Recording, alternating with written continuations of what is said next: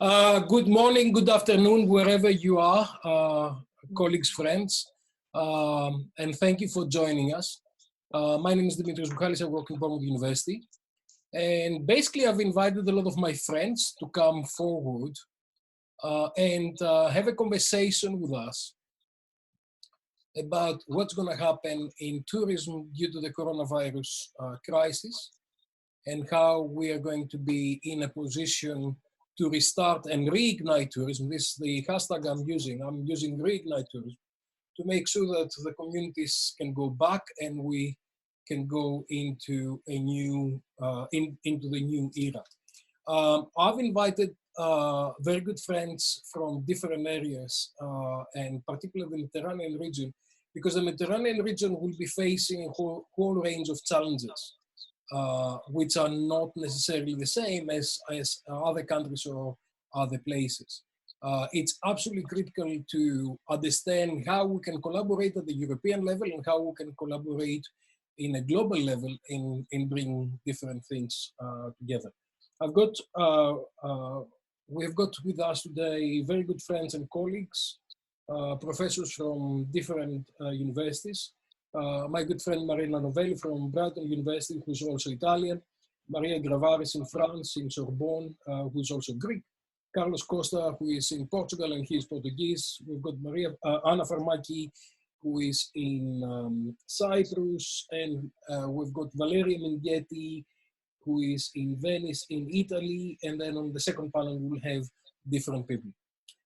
Before we go to the next stage, I'd like to spend a little bit of time introducing the issue and looking to where I have been, where I've seen that tourism is going to go as a result of COVID.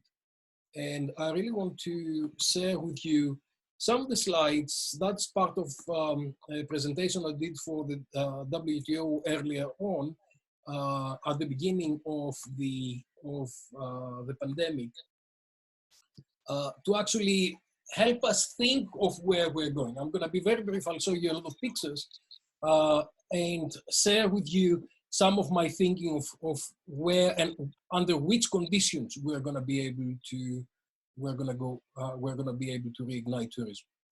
I think this is the first kind of crisis that we've seen the world uniting and coming all together and understanding that this is not an area that someone can actually solve alone. We will need to collaborate and we need to get together. And I'm very grateful to my friends and colleagues for joining me today, because this is exactly what we do. We collaborate and we learn from each other's experience in different countries to see how we can take advantage of what is happening and how we can help our communities and our industry to move forward. COVID changed everything, and the last 2 or 3 months we had such a disruption in global industry that is unbelievable. This is a crisis unlike any other. We had crises before, but most of the crises we had experienced before, they had a very short period of time and then went to recovery, or we could actually control and understand what was happening. So if you've got a tornado, tornadoes normally have got a life cycle. Normally takes 2 or 3 days of disruption. They leave catastrophe behind, and then you're going to recovery phase. We had September 11. It was in a way a similar situation, because what happened was the whole crisis lasted for about 4 hours, and then we went to recovery. And then we had things like tsunami. Again, it lasts for half an hour, 1 hour, and then you're going to recover. We don't know when we're going to go to recovery, and that makes this particular crisis really, really difficult. Also, we don't know when the crisis will reoccur as well, and that is also making it more complicated. This was Bournemouth, because Bournemouth is not Mediterranean exactly, but it's actually near Mediterranean. This was Bournemouth on the bank holiday last year. This was Bournemouth on the bank holiday this year. This is Emirates. I see you soon. And most of the planes have parked somewhere. This is Bournemouth Airport, where a lot of British Airways aircraft is actually parked right now, getting some sun, but not getting any money and not not going anywhere. I've looked into the statistics this morning, and there are 4 million people who are infected by the disease. There are almost 300,000 people who have died around the world, and that's really a very difficult fact to actually get in terms with, and we feel so sorry for all the families and all the people who have suffered from this and keep suffering, and of course all the health professionals and all the key workers who have been helping us during this pandemic. When you look into this slide, this is the time I did my previous presentation for WTO. That's on the 13th of April. And you can see 1.8 cases and 110,000 deaths. And you can see where this was happening. If you see it now, we have 4 million cases and 280, almost 300,000 deaths. And you can see how it has spread. This is what's happening in Europe. I started quite early when my mom was still in hospital, and because it was really critical in their world what was happening with the virus. And I was observing it from early January. And you can see what happened every month. In 2 months, it actually filled up Europe. And we've been seeing really very devastating effects in Italy, in Spain, and many countries. So this was on the position on the 13th of April, where Italy and Spain and the UK was quite bad. You can see what's happening now, that deaths have ballooned in Italy, Spain, and the UK, and France, and especially in the UK, it's growing really, really fast. I don't know where we're going. And with the new measures that Boris Johnson announced yesterday, we'll see what's going to happen. Boris was actually in hospital for about 3 weeks, trying to recover from that. And the situation is really, really bad, and where we're going to go.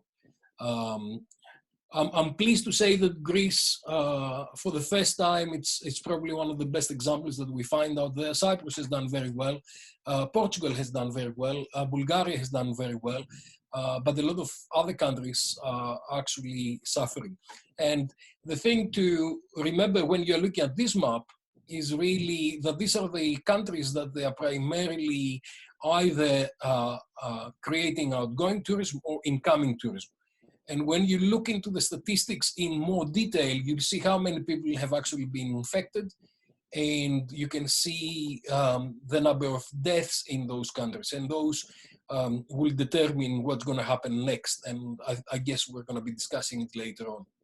WTO said we need solidarity, commitment, support. And I came early and advocating solidarity and advocating that people will need to engage with each other to help, and in particular to address the health issues that we had, and help each other and help the health system wherever the health system was. And then as far as tourism is concerned, we said travel tomorrow, or till then stay home. And I came up with 4 words: humanity, solidarity, resilience, and leadership. And those 4 words are very, very critical, especially during the crisis, because during the crisis, and when a lot of people are dying, you really need to support the system, and you need to use those kind of things to be able to move forward. And I'm saying that because different countries are in different stages of the crisis. Some of them, they're going out of the crisis. Some of them are still in the peak. I think it's the first opportunity to see where we're going from me to we, and how we need as a community and a society to move forward to the new thing. And during the crisis, I said that we need to look into people first, in terms of codependence and staff and employees and collaborators with safety, food and medical supplies, cleaning equipment support, and to communicate, to show empathy and sympathy, to create relationships, to address cancellations and refunds, and re-invite people to dream on how they come to us. And I'm very pleased, and we created with Kyros Asfis, we created the 360 Tourism tourism solidarity on Facebook, where we are bringing together all the good things that have happened during this time and how people created solidarity for a whole range of partners in the community and the healthcare and also the communities in need in terms of the elderly, the disabled, the poor and the marginalized, and to support the society move forward. I think everybody understands that this is the only certainty is uncertainty. And I was watching last night on the news in the UK how people were dealing with the uncertainty and how they're engaging in a whole range of different activities to see where we're going to go in the future. Crisis is predictable, but the response is debatable. And something a lot of my students know is that if you fail to prepare, prepare to fail. And I think we'll be seeing a lot of these things in the future. The good news is that we're alive. Hopefully we're all healthy, and hopefully we'll be able to move to the new era that's coming forward. But the new era is not going to be like the past era, what we left behind. The past is becoming irrelevant, and we need to look forward in a very, very different way. So we will not return to the past. We will not return to where we left tourism, but we will depart into a new future. And I think this new future we'll discuss today on the panel, and colleagues will be explaining what's going to happen in their countries, in their regions, or how they see the future coming forward. Resilience is accepting the new reality, even if it's less good than the one that you had before. So I think a lot of people are still in denial in terms of understanding where we were and where we're going to go in the future. You can fight it and you can do nothing but scream about what you have lost, or you can accept what and try to put together something that's good in the future. And I think this is really critical. And the other thing I've been saying around is that rough seas make great captains. We need to demonstrate leadership, and we need to understand how we can go forward. And I've started the new 4 R's of tourism, if you like, in the post-COVID era, which is reignite, starting the engine of tourism to run again, refocus on what we do, redesign, and eventually re-engineer. Reignite in terms of starting again the engine and get the industry moving, refocus on what we do, redesign with a new situation, understanding what's the new health requirements and what's the new business requirements, and then eventually re-engineer everything we do to the new environment that we're going to see in the future. I see a lot of people who are jumping to conclusions, but I say we need to go into stages. We need to go on the first stage, which really at the time that we've got the crisis, then with immediate recovery, and then we start looking into longer term. And what's also critical to understand is that when we're talking about tourism, we're talking about the 3 regions. We're talking about the destination region, we're talking about the place of origin, and we're talking about the transit region in the middle. And in a minute, we'll be discussing about a lot of those things. The good things with this crisis is that it does not destroy the beauty of our destination, and it does not destroy the infrastructure. Normally, a lot of crises that we have got, they destroy the infrastructure. So we cannot go back to what we had because hotels or infrastructure is destroyed, so we cannot operate. But a lot of those things will still be in place. So we'll need to start rethinking about products, branding, co-creation, experience, local people, differentiation, authenticity in order to move forward. I spent a lot of time creating this comprehensive framework, if you like, of strategic response. And what I say is that, okay, during crisis, we need to look after safety, but then gradually we need to start looking to human resources, money strategies, operating process, product proposition, distribution pricing, strategy and competitiveness, and destination strategies. Now, depending on each destination and depending on its market and depending on each type of product, we will need to take forward strategic decisions about what we do. And that is critical because a lot of people are trying to bring an umbrella strategy for the whole country. That may not work. It may be different regions, different islands, different places operating different ways depending on their capabilities and infrastructure. I don't have the time to to go through each of those things, but I'm working on this to develop as a full report. So nothing much has changed and everything has changed. So people still want to travel, but they're afraid to travel. And we need to start looking into how we can take forward those initiatives to bring people together with smart solutions. And you'll find here a range of papers on real-time and smart solutions that I'm normally basing this presentation on. I don't want to spend more time because then I like colleagues to come forward and to have a conversation. And the next presentation will be by Marina, and then we'll have a short statements and a discussion. What you can do is you can send your questions on the question and answer, and then we can have a conversation afterwards. And then after that, we will, and also on my Facebook page, on Professor Dimitrios Buhalis' Facebook page, and so Tiris Varelas, who is helping us with that, is going to send us those into the mainstream. So I'm glad that we've got some like 330 participants on Zoom, and then we've got a lot of participants on Facebook, on my Facebook page as well. So Marina, you have the floor. Thank you. You said to go. Okay. Thank you very much for the opportunity, Dimitrios. I was expecting an introduction sharing our ongoing debate about over-tourism. So, and of course, I forgot about it. Yes.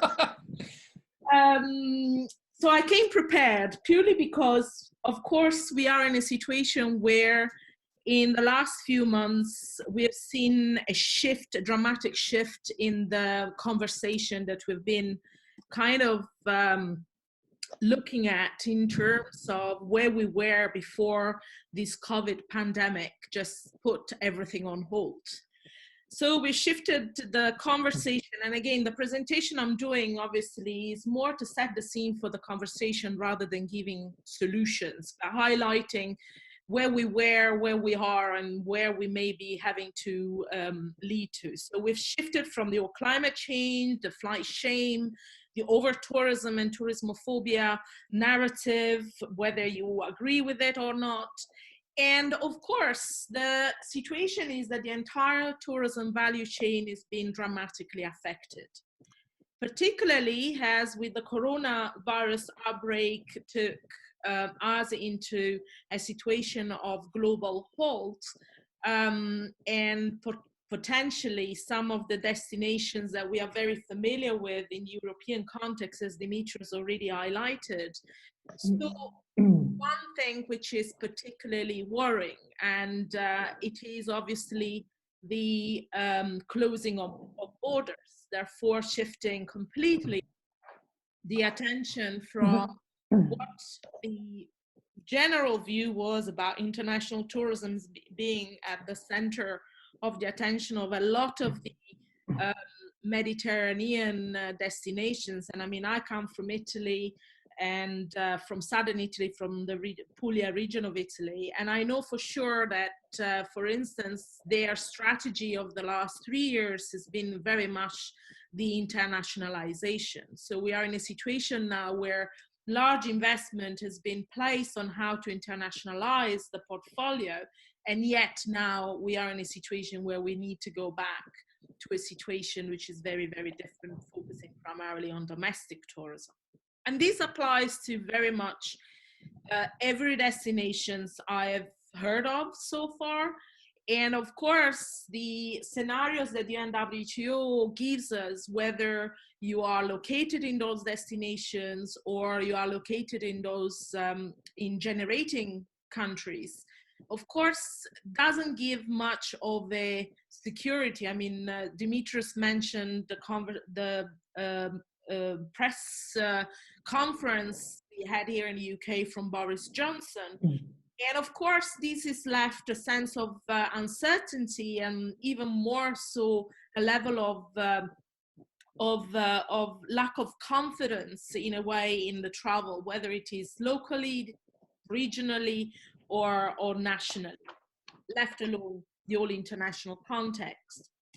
Of course, we are in a situation where the most vulnerable destinations are indeed in the Mediterranean, you know, Spain, Italy, France. But what we have learned actually, unfortunately, from other epidemic and pandemic, and I can refer particularly to the Ebola crisis because I was involved in some work during that context, whether you did have cases, whether you have cases, or whether you are in proximity of destination who have got cases, the chances of returning to normality are pretty slim.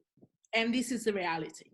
So unfortunately, though, the shift that we have been seeing so far it's been in many ways negative and positive. Particularly if we look at where I started from in terms of the whole environmental agenda that was very much on our books before this started. And of course, the issue that were before the pandemic, like for instance, I've just included the issue of tourism employment, which has been even further, I would say, the situation has become even more serious, whereby on one side, we've got international development organizations and UN bodies saying that tourism is so important because it generates X amount of jobs in GDP per year. And then we've got on the other side, a tourism sector, which it potentially could be not fit for purpose because of the precariousness, the temporarity of jobs, the 0 hours contract, which is making the sector so vulnerable. And I'm focusing on that rather than the aviation issue, because the aviation and the hospitality has been very much looked from a macro level. But what is missing at the moment is very much the attention to the micro reality of what is really happening in this context. So the other things which maybe we could look at as a positive side is the cleaning up of the environment because of the mobility. So the whole mobility paradigm has shifted dramatically, and we've seen, you know, the Lagoon of Venice becoming clean with seabirds returning to the lagoon rather than large cruise ship. Then regions like Puglia, which is particularly focused on virtual tours, like many other destinations in the Med. But the reality is that when we talk about the new normal, I've chosen that photograph from the Castel Volturno in Campania region of Italy as an example of an alarm bells of in relation to the new normal. Because the new normal can only be a new normal if we kind of subscribe to it. And so in terms of consumer sentiment, I was reading an article a couple of days ago where, which in effect was saying that if you were prone to change your behavior, whether in travel or in your daily life before the pandemic, you might be well placed to enhance this change and potentially become a better person, a better traveler. Reality is, though, that there is also the risk that this shift might lead us to become even more selfish and certainly more prone to take whatever is available. So this is another issue that I would like people to possibly reflect on, because it's all too easy to talk about a new normal. Now, remember before the pandemic, you know, we were struggling about all this debate about how many millions plastic straw were used in all-inclusive resorts around the world, and how could we shift from plastic to whatever macaroon or whatever, you know, you use as a replacement. Now try with social distancing and all safety measures. Plastic has come back very much in vogue. Masks and gloves are the new wrapping that we will have to wear. So in a way, the shift into these new normal still remains very uncertain. Of course, another issue that we need to think about is that where lots of people are saying that where there is a crisis, very often there's an opportunity. And of course, you know, in the 2008, after the 2000 economic crisis, we had the Airbnb was born. And interestingly enough, although the idea of Airbnb, and I'm emphasizing the word air because it was all about sleeping on an air mattress in the initial period, has obviously created a number of other issues. The virus, what the virus has created is the opportunity to look at how do we revision and de-risk the sector with innovative ideas.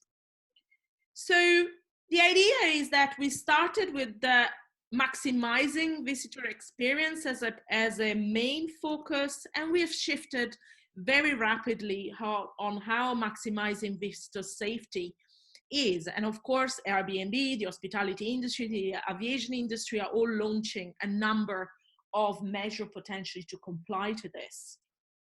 But I would like to highlight this conversation that many of us who are here today, who may be part of a China network, was very much put to the fore. And it made me reflect on what pretty much a lot of us have been in agreement about: the importance of looking at less quantity, more quality, more shared values and better job. And I particularly like the fact what Professor Antonio Paolo Russo from University of Rovira in Virgili in Spain highlighted, is the fact that maybe this is the right time for the tourism industry to lose some weight. And what I mean is to, you know, if you look at using health-related terminology, you know, losing weight sometimes can be good for the health of a person, and so equally for the health of a sector.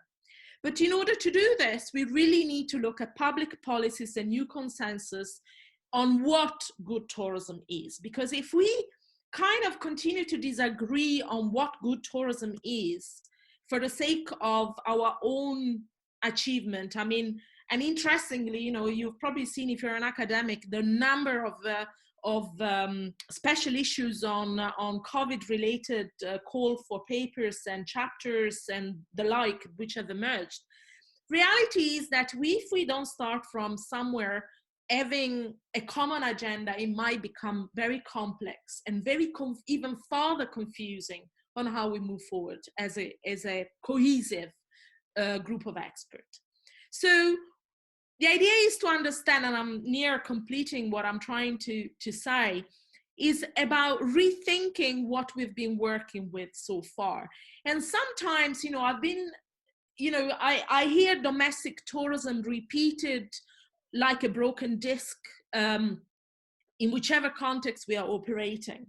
But maybe we also need to look at whether there are opportunities to reopen the markets to economic migrants. And I mean, people like myself and Dimitrios are a typical example. We are really hoping that we're going to be able to go back home for our holiday, possibly in our second home or our family home back home.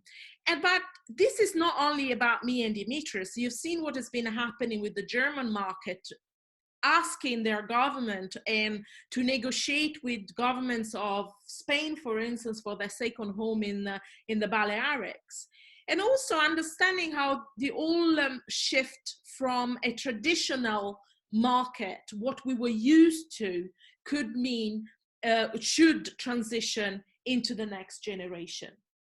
And of course, you know, when we talk about domestic market, interestingly, we need to understand what is it that we are going to be refocusing on.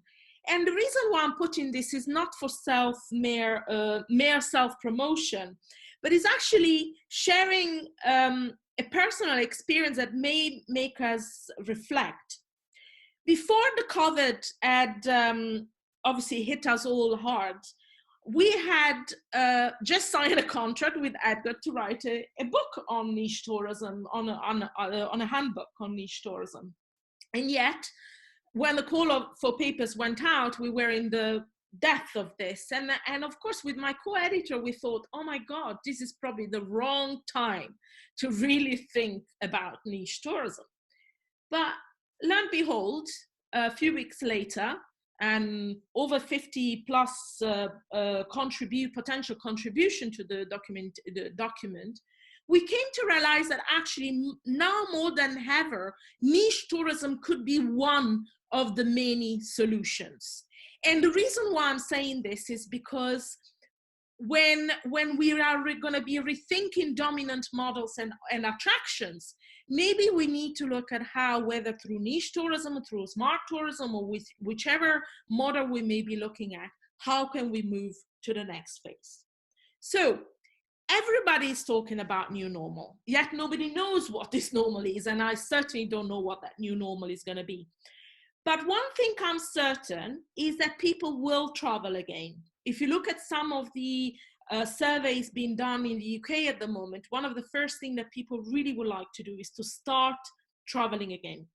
Now, of course, there are issues with the high unemployment that this COVID may just bring us.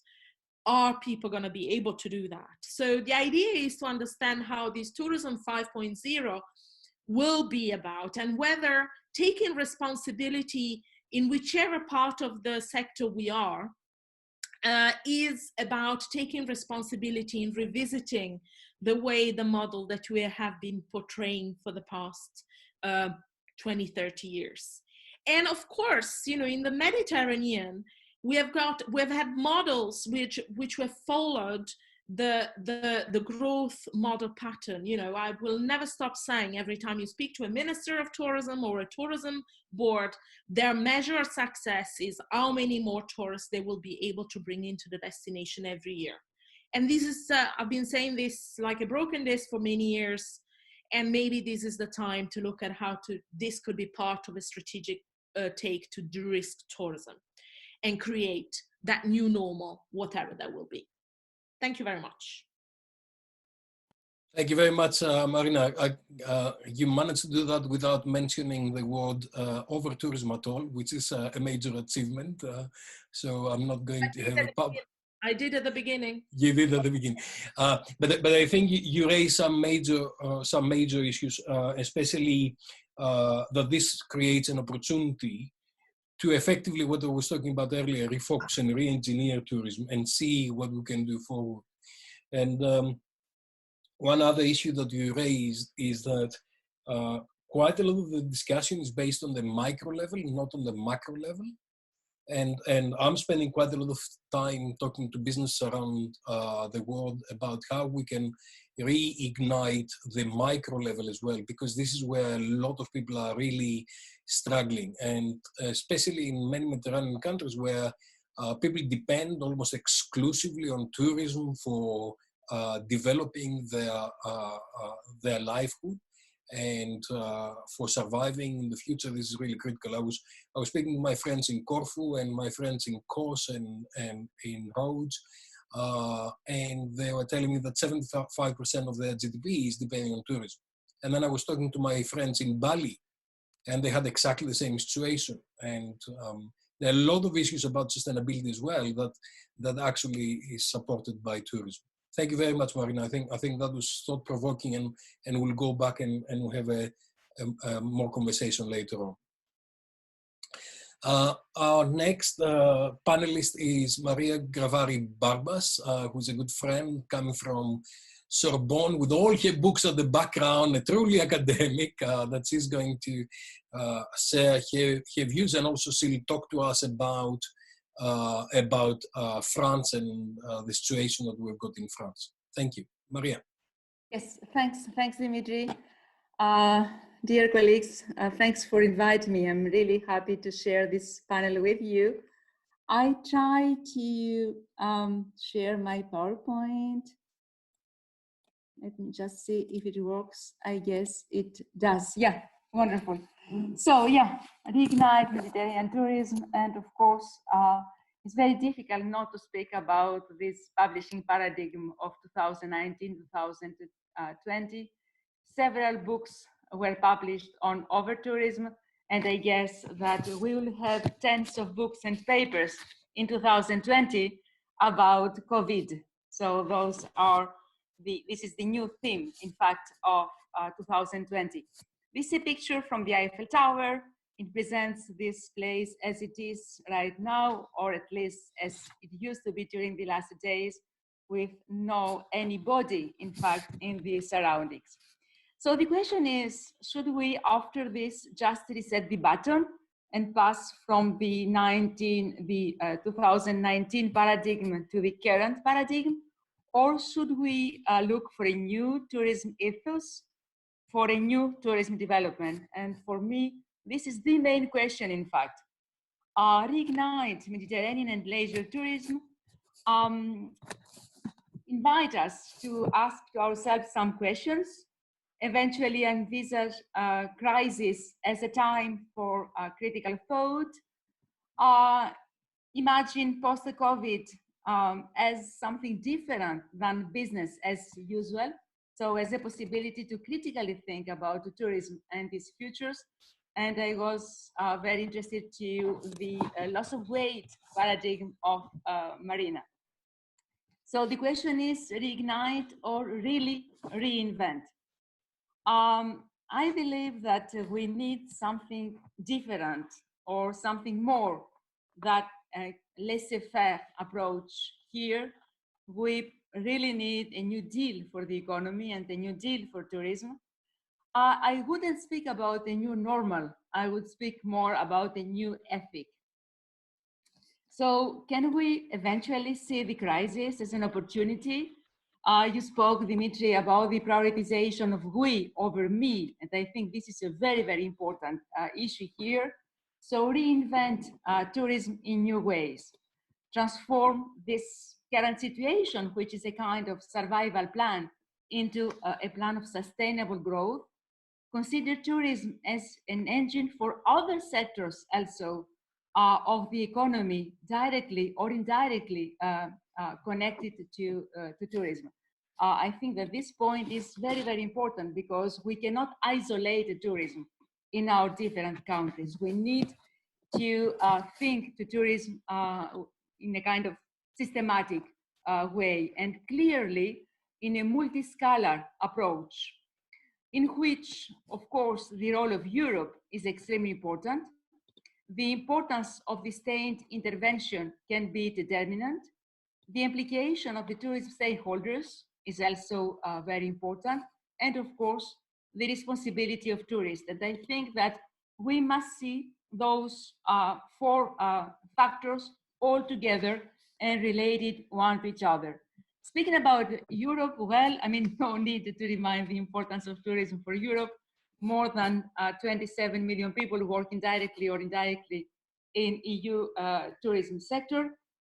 The problem is that a kind of normal, somebody would say, government reflex looks mainly inwards, and the ultimate objective of each state is to protect its own people.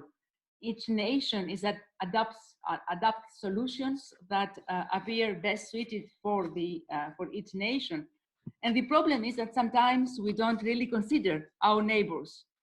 Obviously, we cannot find a solution out of this. So we need a better coordination between states. We need coordinated measures to deal with this crisis by EU institutions. And we need, in fact, to consider that EU is a single market, and the single market today is at stake. So it is really crucial for governments to coordinate and for states to safeguard measures in order to address unfair competition. So a clear need for voluntary measures for EU. Of course, there are a lot of measures taken already, and I don't think that we have the time to discuss them very, very precisely here. But of course, there is clearly need for more. And then I will pass it to the importance of state intervention, because the recovery is dependent on the measures and the level of confidence of each country. And in fact, this will really make the difference between the states that will help, and I mean, will help the sector and the other states. I put here a table, which obviously, I mean, is not very visible in this screen. You can find the source here, is on the WTO site. It presents the different measures taken by different countries. And I will eventually insist more on the measures of France. I took here 4 countries as examples.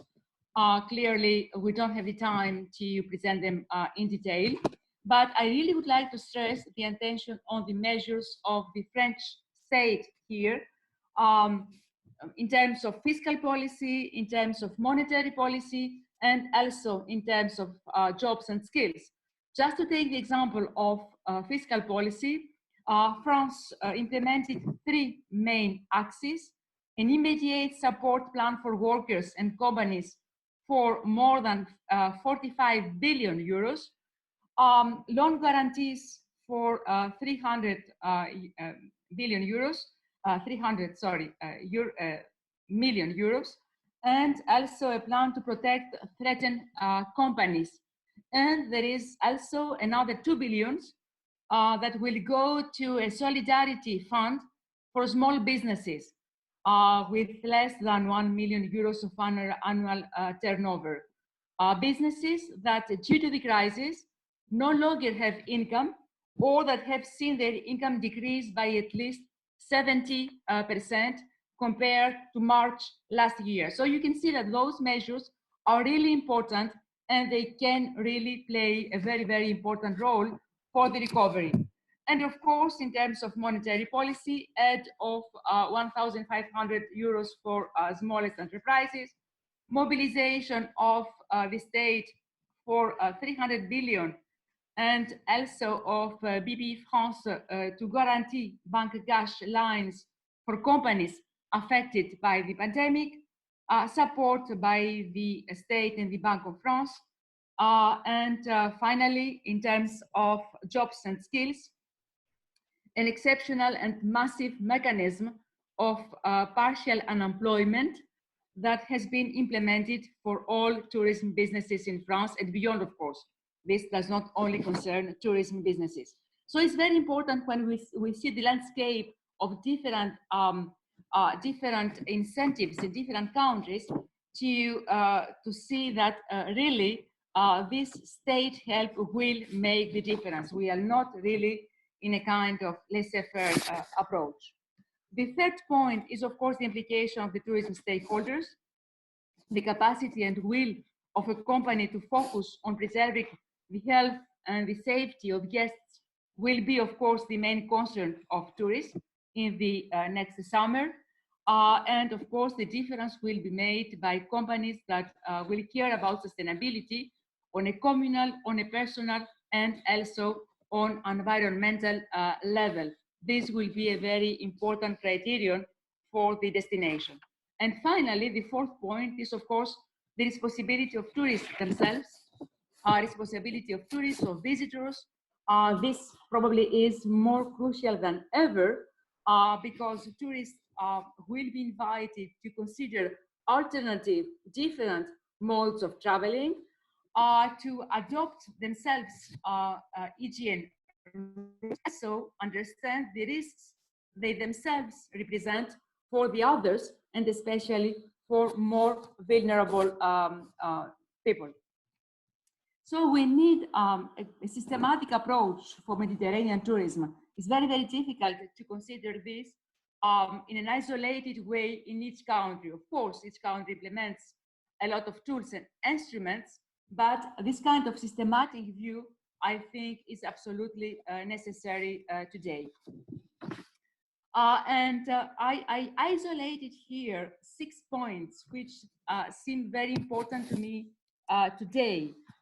Sustainability, total safety, the local as the new exotic, as it appears now, the deseasonalization, and also the reinvention of places, mainly through the reinvention of heritage values, what I call the 3 R's: reflexivity, reactivity, and resilience. And of course, those issues not only focused on tourism, but the importance to connect the tourism to other sectors of the economy and of the society. So tourism beyond tourism, if we can say. Speaking about sustainability, of course, this is today embedded as a core value for tomorrow's tourism growth. Of course, more and more people become sensitive to sustainable growth development. And this will make probably the difference between destinations. Destinations that will embrace sustainable growth will make a difference in terms of development of green energy projects, of investments that safeguard the national culture and the cultural and natural heritage, and also in terms of regeneration projects that really involve the local communities. And here I will take again the example of the role of the state with an example from France. You maybe know that France, the French state, has decided a very huge help to Air France. The French state granted 7 billion euros of support to Air France in order to face the consequences of the COVID crisis. 4 billion euros of loan guaranteed at 90%, and 3 billion of direct loan. Obviously, this aid is absolutely necessary. I mean, without this help by the French state, the company would expose to the risk of bankruptcy. Which is interesting for me is that this aid here in France is conditional of a new ecological commitment by the company. As the French state said, there cannot be state support with French money without a new important ecological commitment by the Air France company. This means, for example, a drastic reduction of domestic flights, where we can find a rail alternative, means for distances less than 2 hours and a half. Also, 50% reduction of the volume of CO emissions on those flights by the end of 2024, and target of 2% sustainable alternative fuels incorporated in aircraft tanks by 2025.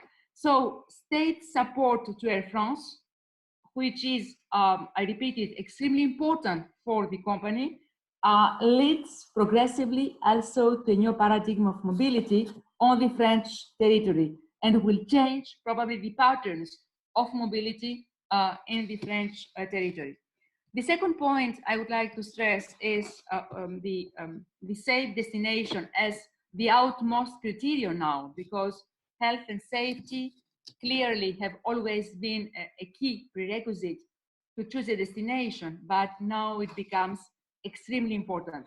Which is also interesting is to connect tourism issues with more general society issues, because obviously tourism safety and tourism health improvement means also enhancement of the quality of life of permanent inhabitants. The third point is local as the new exotic. So the importance of proximity destinations, proximity markets, since in fact leisure travel is expected to rebound first before tourism travel. So discovery or rediscovery of regional and national hidden gems, and also need to use other alternative means for those proximity, in fact, travels, trains, ferries, or cars. This will maybe lead to discover Mediterranean again, as it used to be in the 19th century, as a winter, in fact, destination.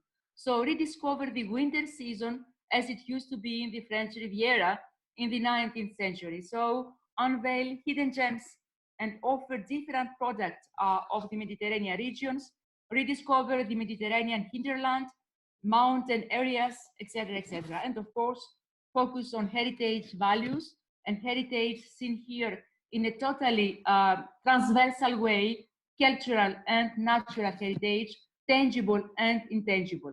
And of course, this leads also more or less on a more slow tourism approach. The fifth point is reflexivity, reactivity, and resilience, because more than ever on those COVID times, it is really crucial to remain as flexible as possible, to continually adapt to the new challenges, which in fact change every day and sometimes every hour, to be able to deal with last-minute reservations and offer last-minute offers. To do this is important, it's necessary to ensure a perfect digital accessibility, be more creative, be more open, be more flexible, and of course, accept the fact that all of this will take time. It will take time, so a new understanding of the time factor. And my final and sixth point is tourism beyond tourism, because of course, a resilient tourism destination is also a resilient place for locals. And this is, I think, very, very important. This is true for investment in public health as well as in transportation. So it's extremely important, in fact, to invest in health. To invest in health not only for tourism, but also for the local populations, because the health of the local populations in a way become a kind of criterion for the tourism destination. So yeah, reset the button in a way, but of course with a very long-term and very strategic planning. Communication and marketing, which happens sometimes, is not enough, clearly not enough. The idea is not only to open a country and to invite tourists to this country. Mediterranean countries need a much more complete strategic plan for future action, with a beginning, with a middle, with an end, with a short, mid-term and long-term approach. And finally, if I can finish in a kind of optimistic conclusion, let's see this crisis as an opportunity to bring together all involved and to agree upon a common vision and to deploy a really holistic strategy, again, going beyond the tourism. Thank you. Thank you very much, Maria. That's I wish I could say that we have coordinated so well. So the presentation, your presentation was floating from Marina's. It actually floated really, really well. And I think you raised a whole range of issues, and especially on policy issues, in particular for the European policy, and how we can come forward with fiscal and monetary policies to deal with the issues that are being addressed for the time being. And then I really like the point where you are talking about the responsibility of the tourist to the destination. And I think this is part of the redesign and re-engineering tourism. And we really need to rethink tourism. As I said earlier, there are three stages in front of us. So the first one is to get out of the crisis. The second one is really to reignite tourism in terms of getting the engines going. And then we start looking to redesign a little bit of where do we really want to go. And I think given where we are, it's probably, we need to start looking to a strategy for 2030, because 2030 will be 7 or 8 years later. Thank you very much for your presentation. I think it's thought-provoking. I think it worked really well with Marina before you. And our next speaker is Carlos. I'll ask Carlos and the colleagues to actually try to be brief so we can have conversation with colleagues from around the world. We've got at least 600 people who are attending this in different channels. We've got 400 people here, and we've got and I've seen names and friends from all the way from New Zealand to Brazil, Thailand, Taiwan, US, and a whole range of different places. So thank you very much. And Carlos, you have the floor, or the screen rather. Thank you. The screen. Okay, Dimitrios and colleagues, thank you very much for joining us today. I had a problem with my network, so I had to leave the meeting, and I came out again with your name, Dimitrios Buhalis. So my name is Carlos Costa, not Dimitrios, as you can see from the screen. So we will fix it on the go. Let me be, yeah, no problem, no problem. So let me tell you a couple of things about the situation we are in Portugal. My presentation is going to be short. And let me start by telling you what is the present situation. The situation in Portugal is the situation you can see all over the world. The borders are closed, the airports are closed, and the aircrafts are on the land.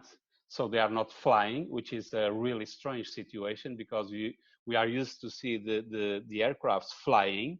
And nowadays, they have landed, and so far the airports are still closed.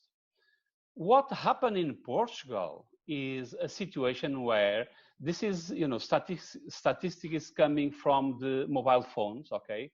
We are counting people by taking into account their mobile phones. So what we have realized is that people, and with the lockdown, people disappeared from places like beaches, parks, and gardens. So have a look on this curve, and you will realize that the human geography, as we may say, has changed completely. People used to be in the town center, people used to go out, and nowadays they are, of course, in the houses. Even if during the last week, the state of emergency has been lifted in Portugal, but people are still very cautious about what is going on.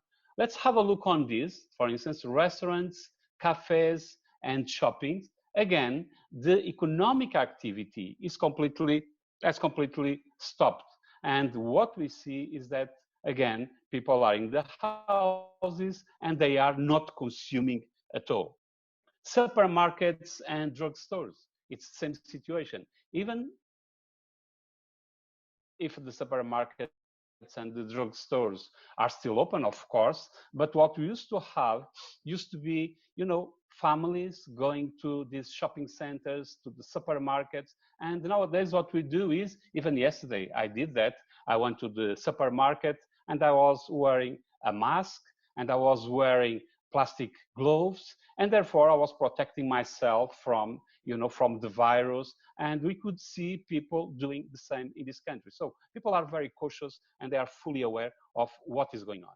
The restaurants, one of the key areas in tourism, they are completely closed. We have 75% of the restaurants completely closed, and the remaining 25%, they are fighting to sell in some food in a system of takeaway. So people are buying and people are delivering at home, but their economic activity is very, very low. They are making what? Maybe 5%, 10% of what they used to do before. When it comes to the pandemic, the situation in Portugal, we can't complain that much. I mean, thank God we did not have this chaos that happened, unfortunately, in Spain, Italy, in France, in the UK, and maybe because we also have one neighbor, which is Spain. And when we realized that situation was really bad, we, the government, decided to close the border, and therefore, the pandemic in Portugal has been managed, I would say, in a proper way. And we were also lucky, of course, with the whole situation. Have a look on the blue and the brownish lines. We are talking about people in a hospital, in intensive care, and the number of people in intensive care has gone down. People in the hospital, overall, it has also gone down.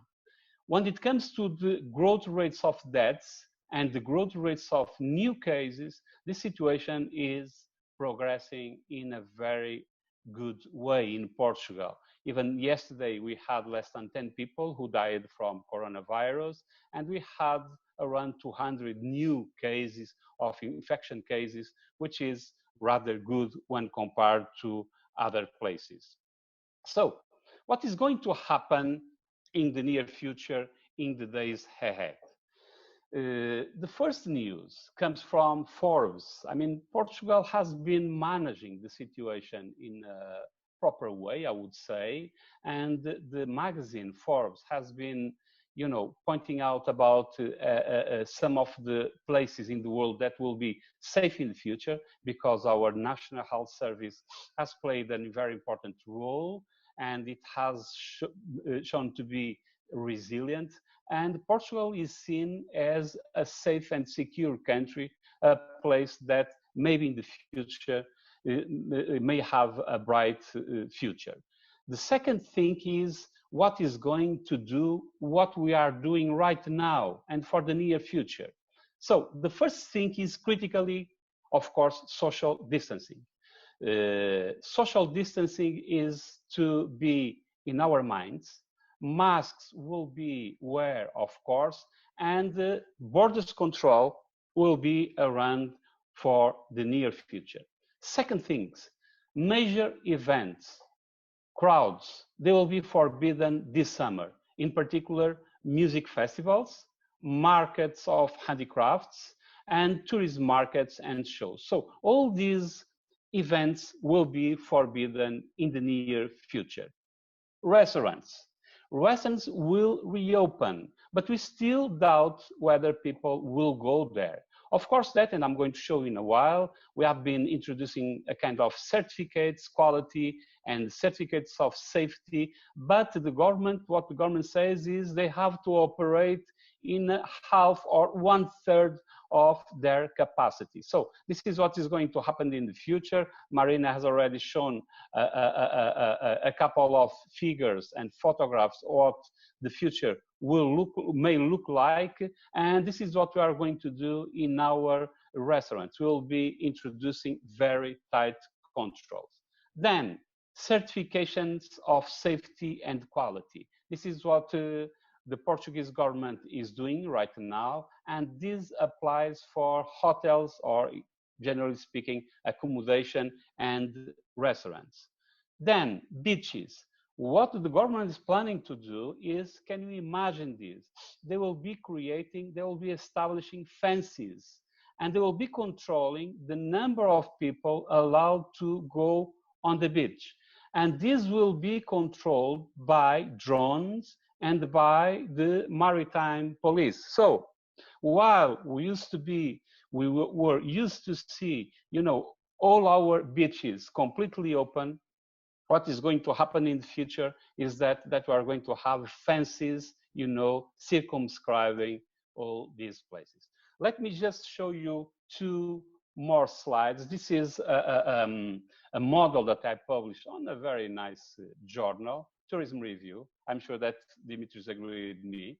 So last January, we published a couple of papers, and I published this one, which is something that we have to do in the future.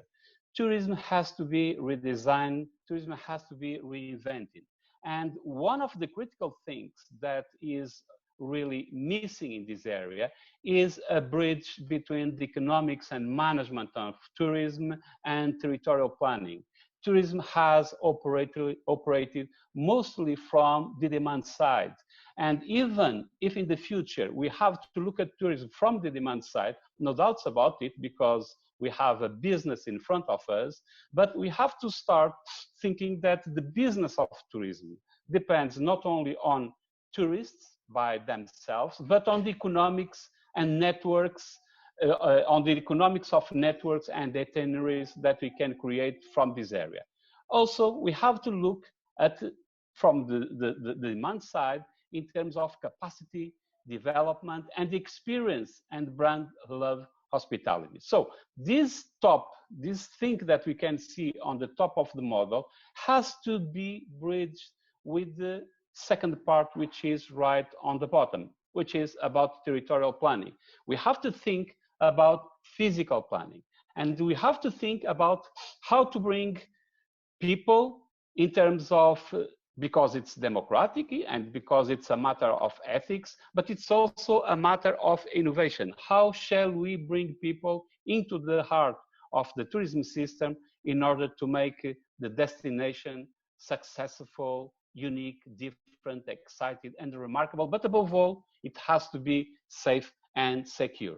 Last one, let's think about what we can see here in front of us. This is a sociometric analysis that we carried out in a place in northern part of Portugal. We have figures like this all over the country. And basically, what we have to think is about the operation management of the tourism sector. We, for the near future and for the medium future, we may not think about long-haul destinations. We have to think about short-haul destinations, and we have to think about local movement of people and people moving within Europe, because Europe sooner or later will be safe, but we wonder whether other parts in the world will be safe. So the operations management has to be changed. And in terms of thinking about long-haul destinations, we have to shrink the chain of operations, and we have to think much more locally. So thank you very much. This is what I have to say right now.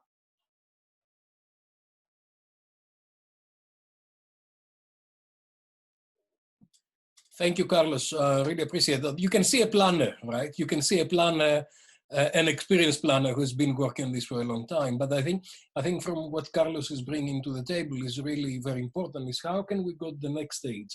And planning so far was really about resources and sustainability and engaging all the stakeholders. And I think gradually one of the aspect that we took for granted so far, safety, security, is now becoming at the front. So this is going to be critical in terms of what we're going to be focusing in the immediate future. And there's an issue about countries that they've managed well the crisis and countries that they haven't managed well the crisis. And what is how many people in the population have been infected by the virus? And I think that's really critical. I'm really interested on what Portugal is going to do on the beach and the drones and how they're going to control that.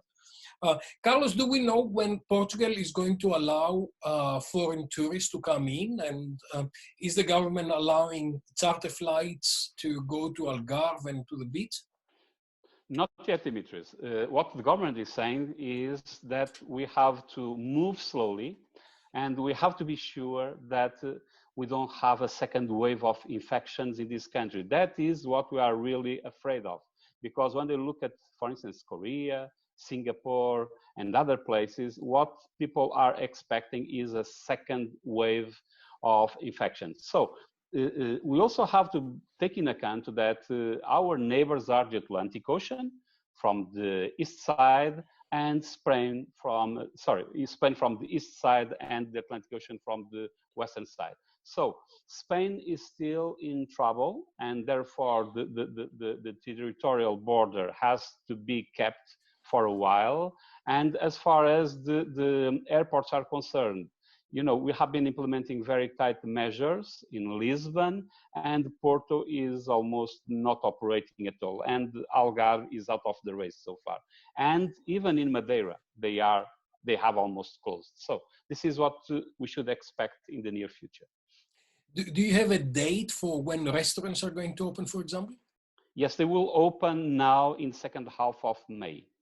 And yeah, they are all operating only with the takeaway services, but people are afraid of going there. You know, people go there and wearing masks and all these sort of things. So is there any we are in a war? I mean, Boris Johnson announced yesterday that some hospitality companies and restaurants and hotels, he didn't specifically say, is that they're going to open in the UK from July, if things go well. Do you have a date that do you have a plan for Portugal? Yeah, the state of emergency has already been lifted. And okay. What they say is that now we have a state where we are in a transition phase where we should be fully aware of what is going on, both within the country and outside the country. But slowly, the economic activity is reopening, and restaurants will open in second half of May. This is what is expected. And then in June, there will be a fully reopen of this country. June. Let's hope so. Portugal I cannot wait to come to Portugal to see you and also get some wine because I'm running low, but yeah, you'd better come. Okay, thank you, Carlos. Our next speaker is coming from Cyprus. Anna Farmaki is going to tell us what Cyprus is doing to progress the post-COVID tourism. Cyprus has done very well so far, so and is talking to several other countries about bilateral agreements. So they're talking to Greece and they're talking to some other countries in order to take things forward. And I cannot not mention what you've got behind you, Anna, because you are blessed with the beautiful painting at the back. Thank you, Anna. So I will take a different approach. I don't have a presentation to present, so I will just basically give a brief discussion of what has been going on in Cyprus. Like you said, we are in a relatively better position compared to other Mediterranean countries, maybe because we are an island, a bit more isolated, also because the government has taken drastic measures following the model that Carlos also explained. Hotels have closed down, retail stores, restaurants, schools, everything has closed down. And now the government has taken the decision to ease the restrictions. So at the moment, we are going through this challenging and important transitional phase because schools will reopen very soon. And we see that retail stores have also opened. So we need to see during these last 2 weeks that are coming up, what will happen, because I think this will signal what needs to be done in the future. Now, I've spent the weekend trying to read articles related to the measures that the government is taking in terms of tourism. And there is a plethora of articles in newspapers, citing various opinions. There are webinars that are being organized by the Ministry of Tourism. But in all of the things that I have read, I haven't read a concrete decision in terms of what will happen in the near future. And I completely understand the side of the government on this point, because if the government makes a decision at the moment as to what should be done, it will be criticized that its decisions are premature. Because like you said before, you know, we live in very uncertain times. If the government doesn't do anything and you know, takes a more, let's say, reluctant approach in terms of making some decisions, then it might again be accused of, you know, not having been reactive enough. Now, what I have taken from the things that I have heard from colleagues and from policymakers and so on, is that we need to wait these 2 weeks to pass to see, entering June, how the situation will be, and then after reassessing the situation, decide what will be done with the tourism industry, which is the main, you know, foundation of our economy. So I think there are two things that we need to consider here. The immediate short-term activities that need to be done, or decisions that need to be taken, provided that the situation will not turn for the worse, and then the long-term aspects. And you know, I think we've heard some wonderful ideas from Marina and from Maria in terms of, you know, the long-term aspects and the future of tourism. So short-term, what we know in Cyprus is that funding will be given in the form of benefits to hotel employees. Of course, we do have employees now that are complaining, saying that you know, due to the seasonality of the industry, we are unemployed for 6 months. So how can we survive with a benefit which will be more or less 50% of our salary for the rest of the 6 months? So this is an issue that goes back to the nature of the product of Cyprus, the tourist product, which is very seasonal. I've heard various opinions in terms of the operational standards of hotels, for instance, leaving a 24 gap between checkout and check-in, using specific cleaning products, trying to encourage contactless check-in. There's also discussion in terms of opening the airport mid-June. And something that came from policymakers in terms of suggestions is that perhaps we can target neighboring countries, because the key target markets of Cyprus, Russia, UK, and Germany, have been badly hit. So I don't see the tourism season operating as it was.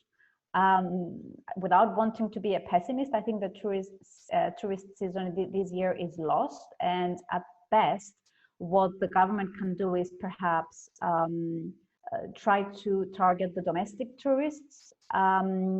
It's really, really premature to say what can be done in terms of international travel, because another question is, if tourists will be allowed to travel, what about the quarantine, self-quarantine rules? You know, how will this be done? I read that in the UK, Boris Johnson said that people entering the UK will need to quarantine themselves for 2 weeks. So how will tourism evolve within these restrictions? This is a critical question. Now, what I know is that the large hotel units in Cyprus will not open for this season. So 5-star luxury large hotels find it financially not cost effective to open, so they will reopen in the best case scenario in March 2021. So this is why I'm saying that I'm a bit pessimist in terms of the tourist season at the moment. But I do believe that this situation highlights the need to be more proactive generally, something that we are not very good at, I think, in Cyprus. We need to start thinking of the long-term developmental and planning aspects of the Cyprus tourism industry. And I think we go back to the phrase, if you put all of your eggs in one basket, then you're following a risky approach. So in Cyprus, we have seen a financial crisis in 2013, which in a way justified the rather unsustainable large-scale luxury development that we have been following in the last decade. So perhaps we need to take a step back and ask ourselves, what can we learn from this situation? And perhaps try to see if we can offer a variety of tourist products that will also include niche tourism, rather than fall back on this packaged or all-inclusive mass tourism type of tourism. I think there are great opportunities that require boldness. And I'm very much afraid that once the dust settles, because this too shall pass at some point, I'm afraid that we're going to go back to easy money, fast money, and usually that happens with large-scale mass tourism. So I would advise the tourism authorities here to be very, very cautious, not just in what they will do now in the next couple of weeks, but also try to take lessons from this and try to see how we can, as an island that depends on tourism, become perhaps more resilient overall by following more sustainable development of tourism. But perhaps investing in more alternative tourism forms, but also in a more synergetic developmental approach. Like you said, something that has been discussed is perhaps developing some networks and partnerships with other destinations. So there are opportunities that we can exploit, but these require bold decisions. Thank you. Thank you, Anna.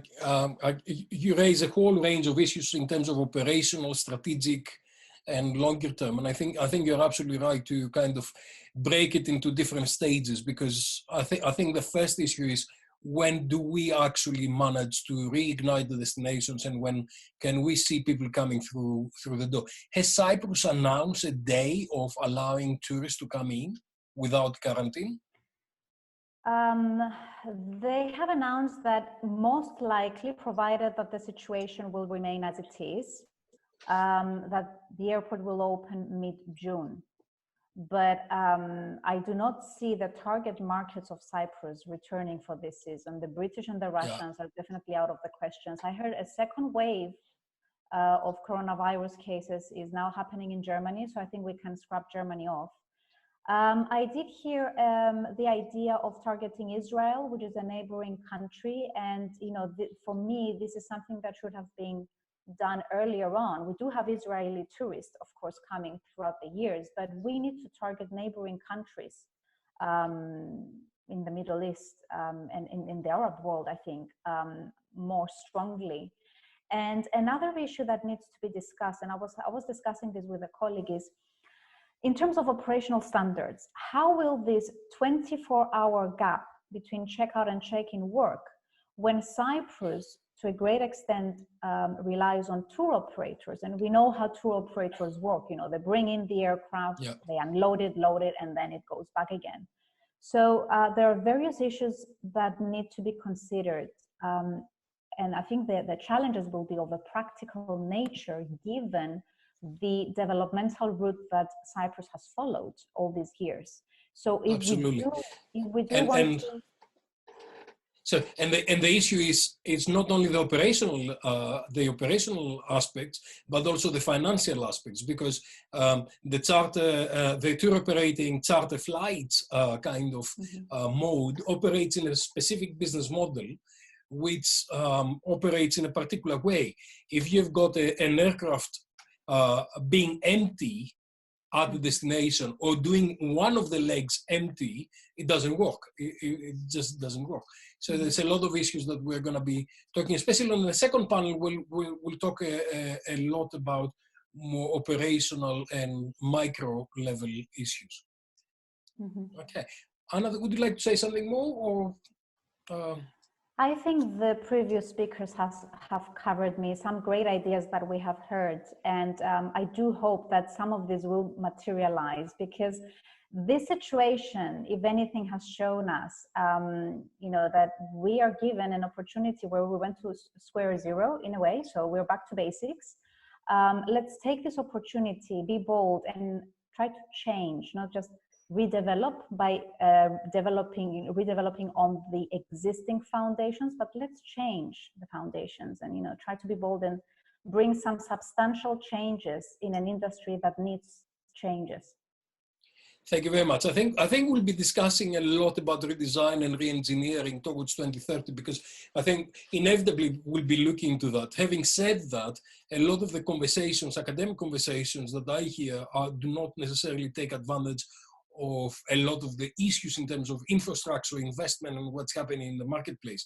So I think it's a really more complicated kind of thing. And I'm really keen to trying to help the sector reignite, start, and then have these conversations, because those will take us forward. Thank you very much, Anna. Our next colleague and friend is Dr. Valeria Minghetti, who is a very good friend of mine from Italy, from CISET in Venice. And I know that her region has actually been really, really badly hit in this kind of situation. And I'm sure that Valeria will share with us what's happening and how we can take things forward. Valeria. Okay. Hello, everybody. It's a pleasure to be with you today. I don't know, like Anna, I decided not to prepare a presentation, but I would like to share and discuss with you the situation in Italy and what are the perspectives to reignite tourism in the country, also according to what I have heard from other panelists. But before going into the core of the topic, let me give you some information about the context. So what is the general situation in Italy now? Italy is doing pretty well. The contagion rate is going down, is currently less than 0.5. With the differentiation of the territory, and southern region are doing even better than central and northern regions. And this is also important for tourism. I would also like to remember that more than a third of positive cases were in only one region, and 71% of total cases were concentrated in 4 regions. Currently, we have passed the first week of phase 2 with the reopening of factories and some... Valeria, can I disturb you for 1 second, because your sound is it's really, really bad. Is there anything you can do moving to somewhere where you've got better internet, or close the sound and open it again to see if it's... Can you hear me better? I do, but still cracking somehow. Okay, I try to... I think it's the app. Let's try without that. Can you hear me better now? It's similar kind of thing. I also hear you cracking. Yes. Would you, I'm not sure what to suggest. Would I suggest that you get out of that and you rejoin in a minute? And in the meanwhile, we take a couple of questions because it's really cracking. Okay, so I leave and rejoin. Okay. Okay, colleagues, let's take some of the questions until Valeria comes back with a better sound, because I think we've got lots of questions everywhere, and I'm not sure if we will be able to answer all of those. But something that is quite interesting, Claire Grelia is saying, what do you think about the future of sharing economy? And I guess what is going to happen as a result of COVID to Airbnb, and even the fear of sharing with all social distancing measures. Who would like to take that? Marina, do you like to take that? What do you think that the sharing economy, how is the sharing economy is going to be affected by the situation? Well, I think there will be various scenarios. I mean, obviously, I would look at the sharing economy in its entirety, because very often we make the mistake of associating sharing economy with Airbnb, and Airbnb, let's say, taking the stick for a lot of practice, which are very much associated with the broader context of the sharing economy. I think there might be two very blatant reaction. I mean, obviously the social distancing will require potentially a number of measures to be put in place.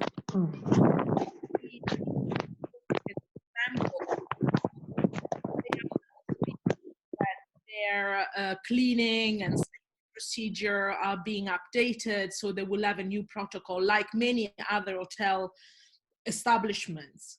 But I think that the reaction could be twofold. People may react as preferring the option of being in an isolated context, like let's say an individual unit, versus a potential crowded all-inclusive resort.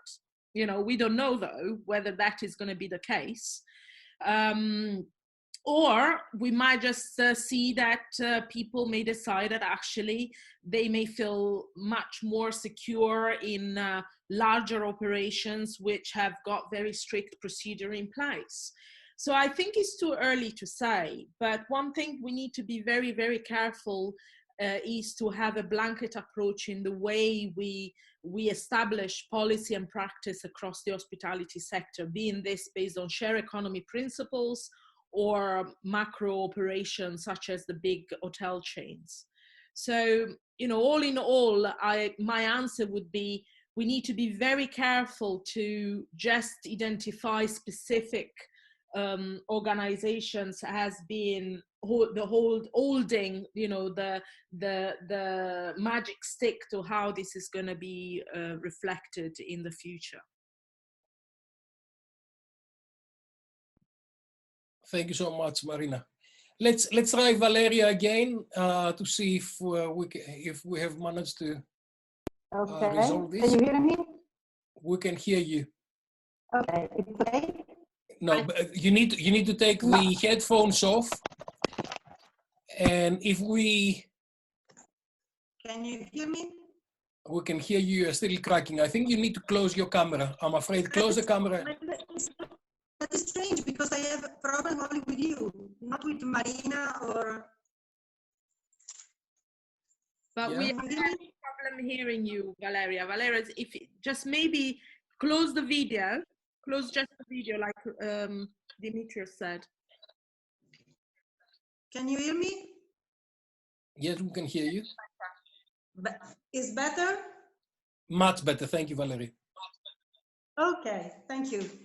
So I was saying that in Italy, we have passed the first week of phase 2 with the reopening of factories and some retail activities.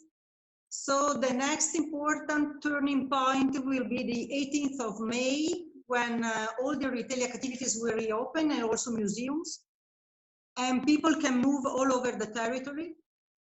Restaurants and bars will be the last one at the beginning of June, but the government will decide today with the regional governors if there are the conditions to accelerate this process in order to support the relaunch of the economy.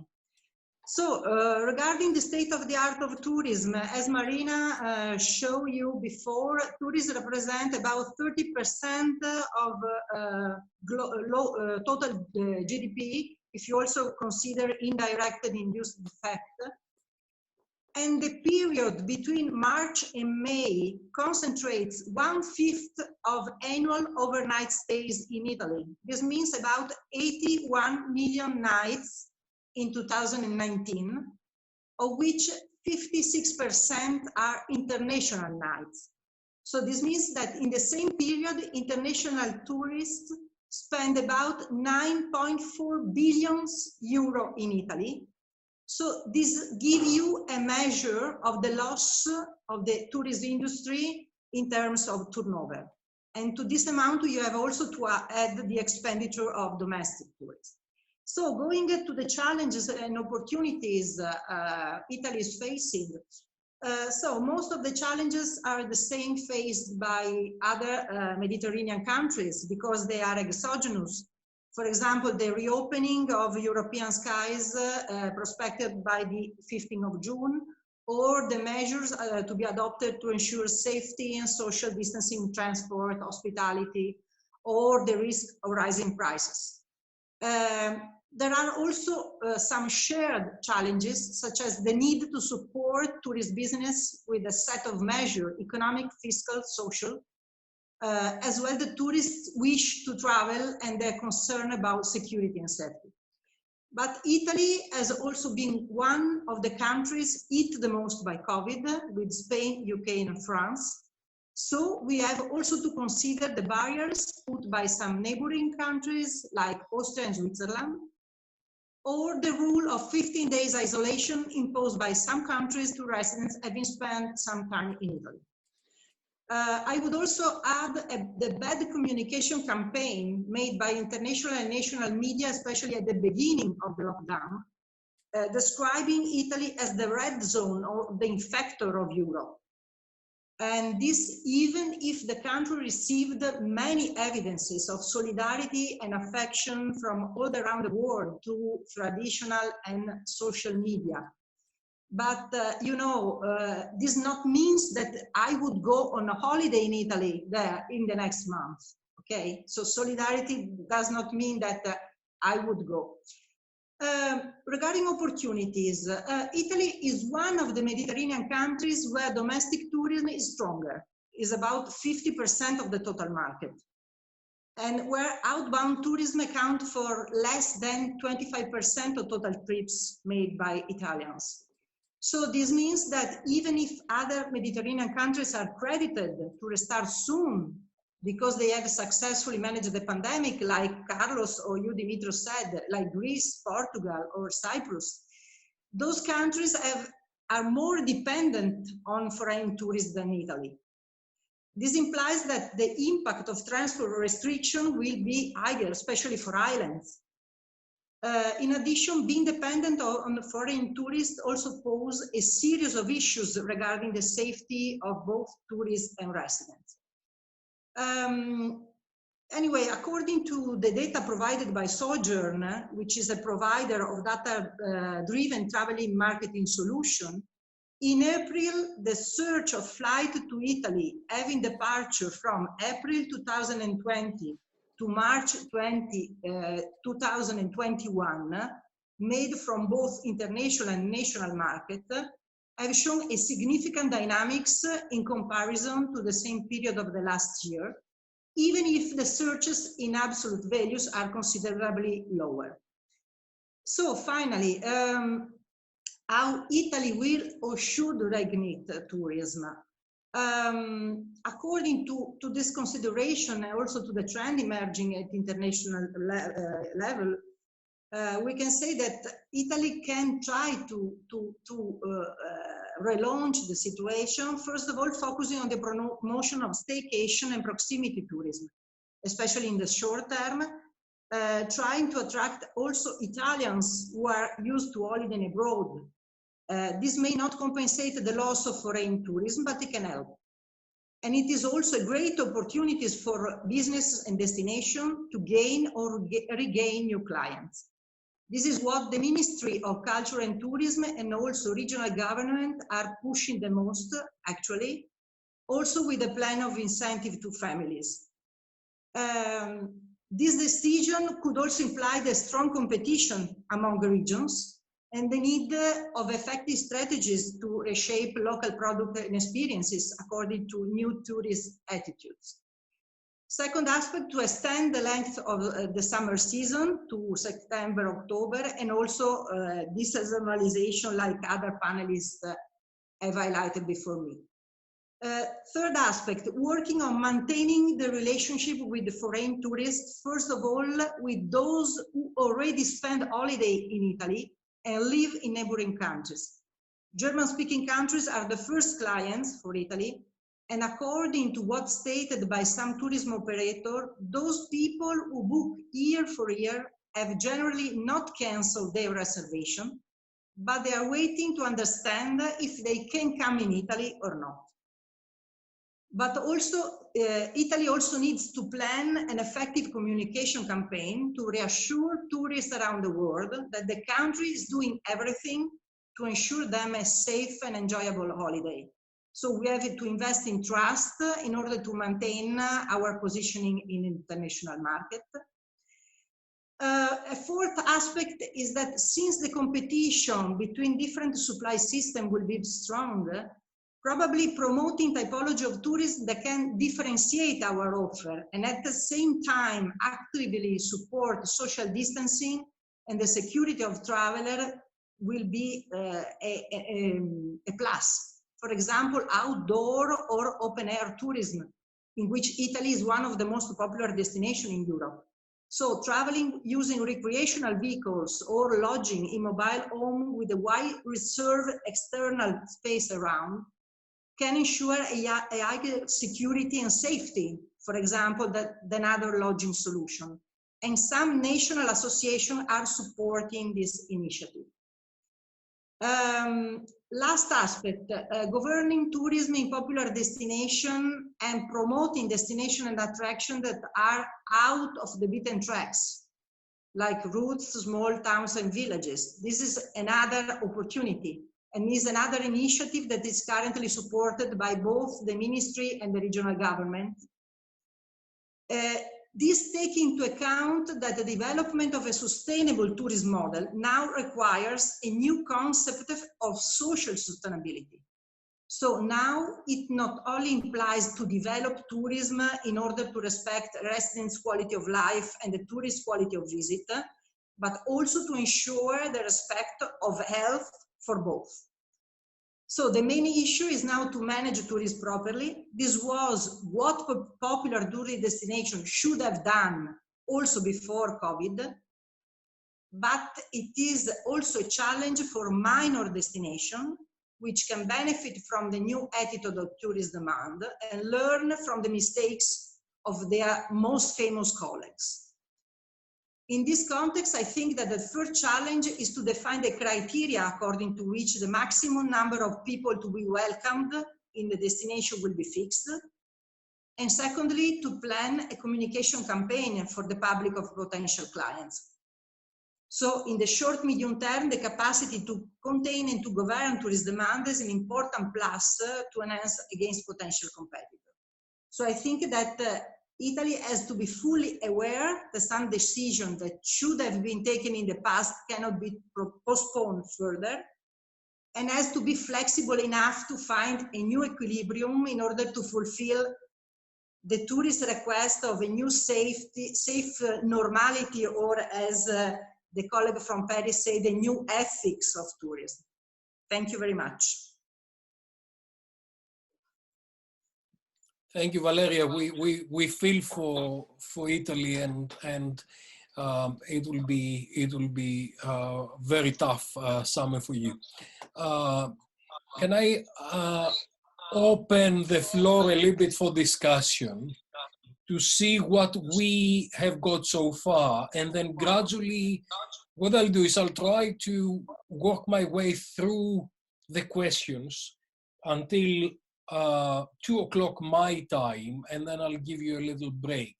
So on the panel, who would like to come back with a few more points? And Maria, Marina, or Anna, or Carlos, is there anything else you'd like to come back?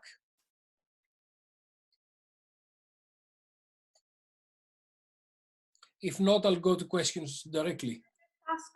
Well, I would like to raise a point. I'm reading some of the points made by the audience, and it's interesting to read that there are obviously some destinations which are opening up to potential travelers. One of which was, I think, was Croatia opening to the second home market. And of course, you know, those destinations which have been less affected. But what is evident is that there is a lack of clarity in the level of safety implemented in those destinations. Because if there are no self-quarantine in place, if there are no potential connectivity enabled apart from possibly land or sea-based connectivity, how are destinations actually able to implement this? And I wonder whether Carlos has any point maybe in relation to what is happening in Portugal, which is amongst us, seems to be the destinations which is more likely to open closer to in terms of time. And how do you ensure safety for the population of the destination? I think Marina, you're absolutely right, and I think one of the critical aspects will be the health readiness of destinations before we go into that. I'm sure that Portugal has done much better planning than a lot of other people. So, Carlos, would you like to tell us what's happening in Portugal as far as and the other thing I'd like to say, there is a matter of geography into this thing. Okay, I love Portugal, and Portugal is a 2 hours country, I keep saying. So because of the road network that they've got, in 2 hours you reach from Algarve to Lisbon, and in 2 hours more or less you get by bus, by car or by train to Porto. So there's a lot of big regional hospitals and good health care in different areas, and all of those are quite easy to approach. Other areas are not that easy, particularly in Greece, where you've got a lot of islands. So if you've got a case on a Greek island, you need airlift and you need helicopters to bring people into mainland. This is becoming, so geography is part of the discussion. Carlos? Yes, thank you very much. I would like to comment on what Marina was mentioning about the situation in Portugal, and in particular with the point she made about the sharing economy. As Dimitrios said, I'm a planner. My background is environmental engineering. So I work with the territories, like Maria, for instance. We are geographers. We work with the territory. So when we think, you know, one of the most critical points is when the demand side, our customers, do not fit in the territory, which is the situation. Because what we really have right now, and the General Secretary for the United Nations has said, we are in a state of war. We are fighting, and we are fighting an invisible enemy. So what we have to think is how to deal with the territory and how to place our soldiers in order to control the attack, because this is a war. We are suffering. That comes from outside, and it also comes from inside.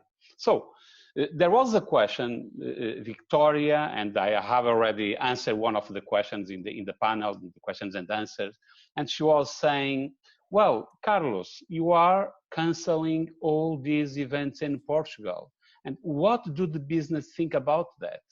And let me be very clear about this.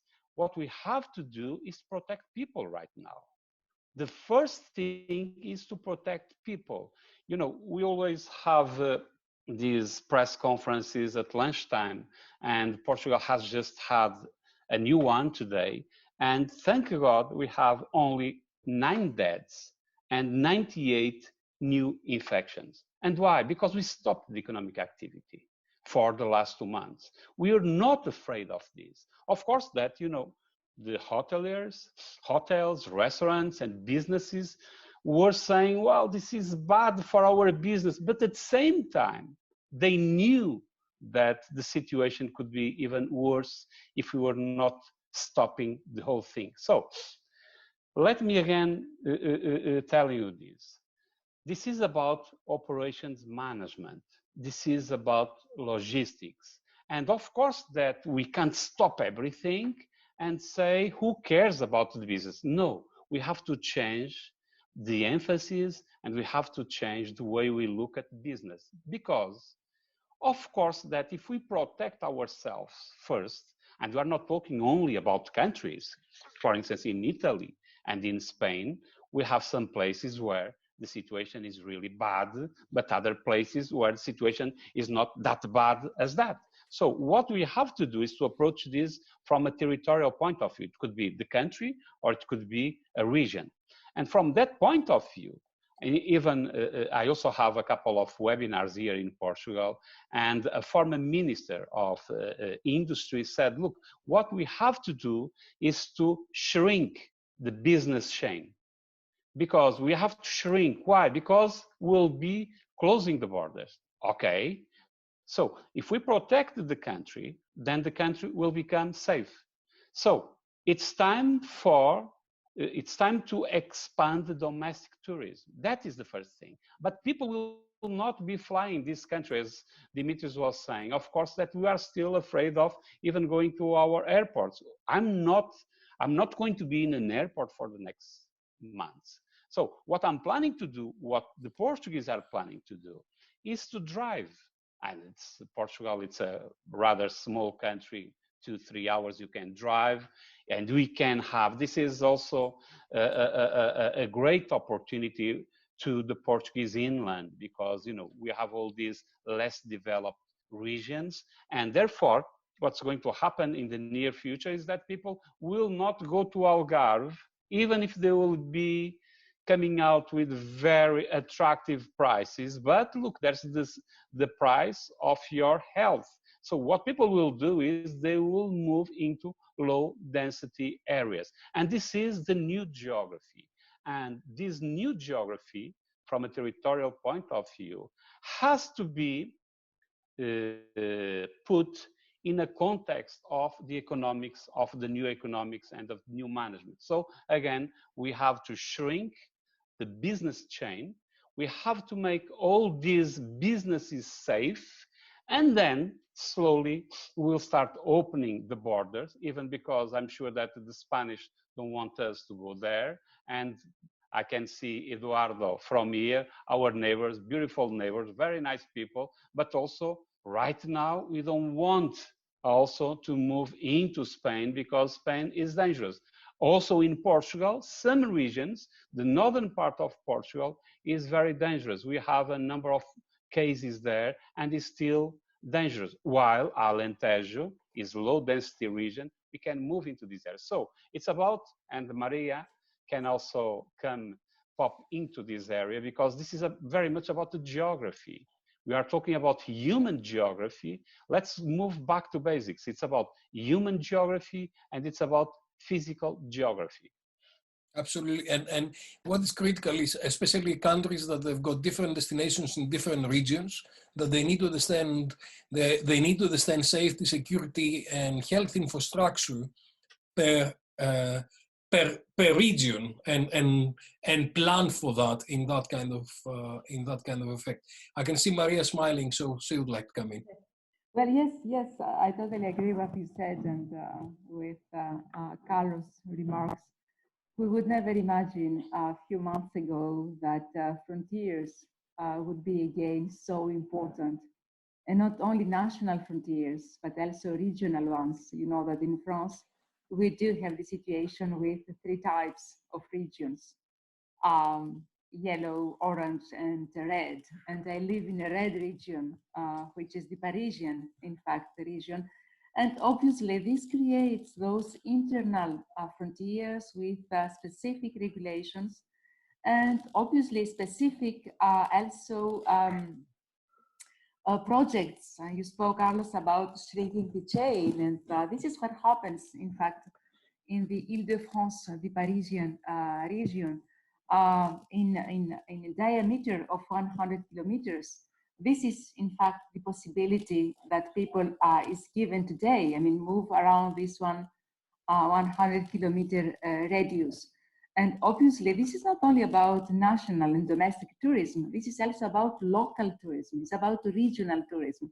So all those issues about what we've been discussing as geographers, can we speak about tourism in a proximity which is so close, less than 100 kilometers.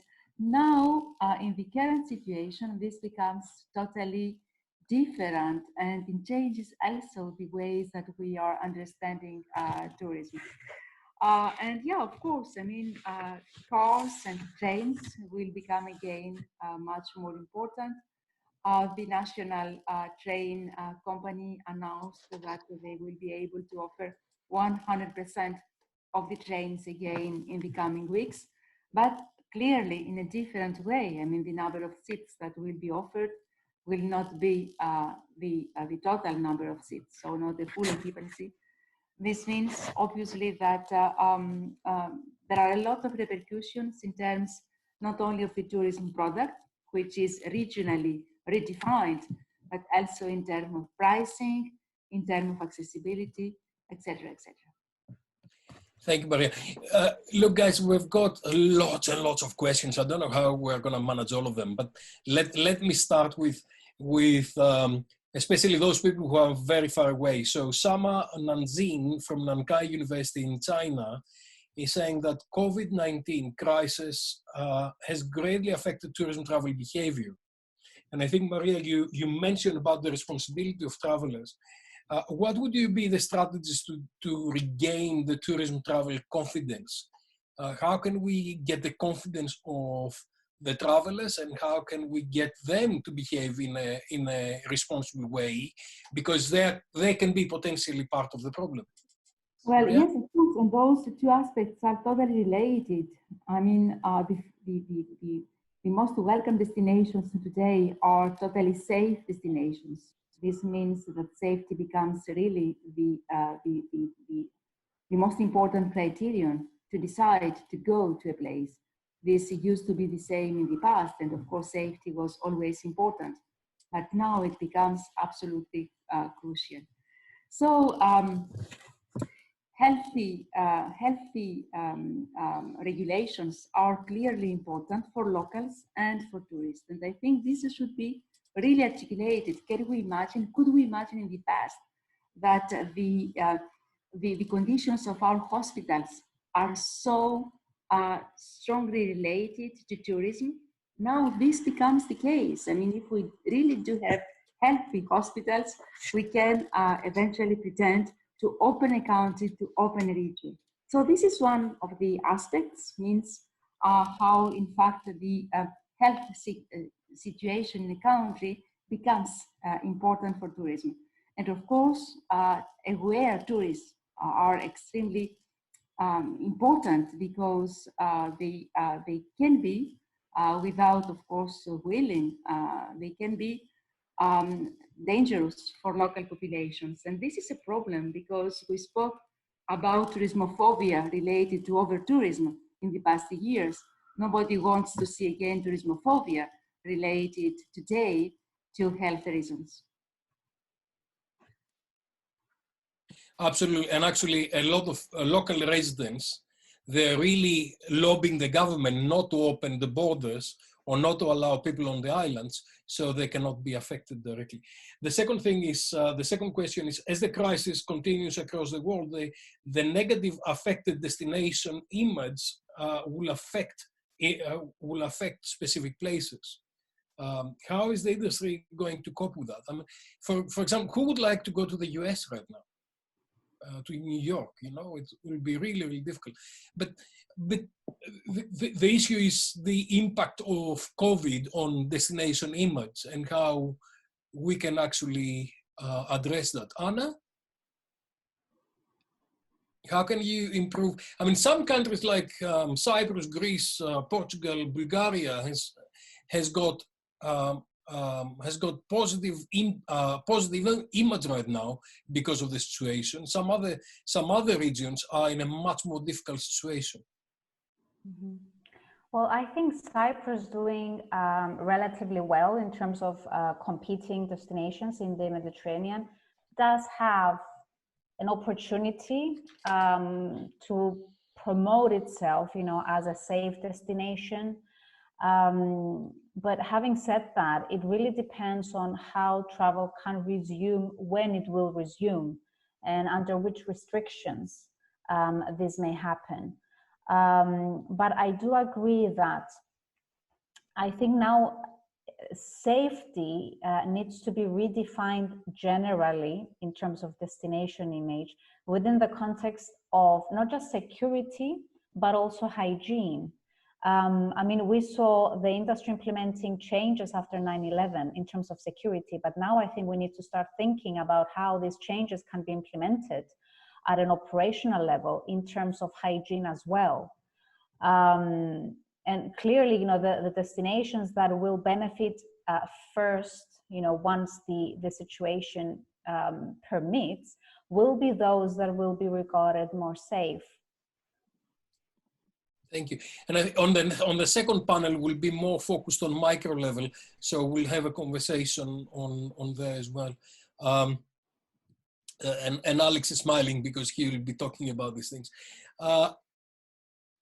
I'm just picking up, is there a secret recipe to ensure that governments and regional authorities and private sector can join forces to agree the country's tourism product as a national and local level and collaborate towards branding and marketing initiatives? Wow.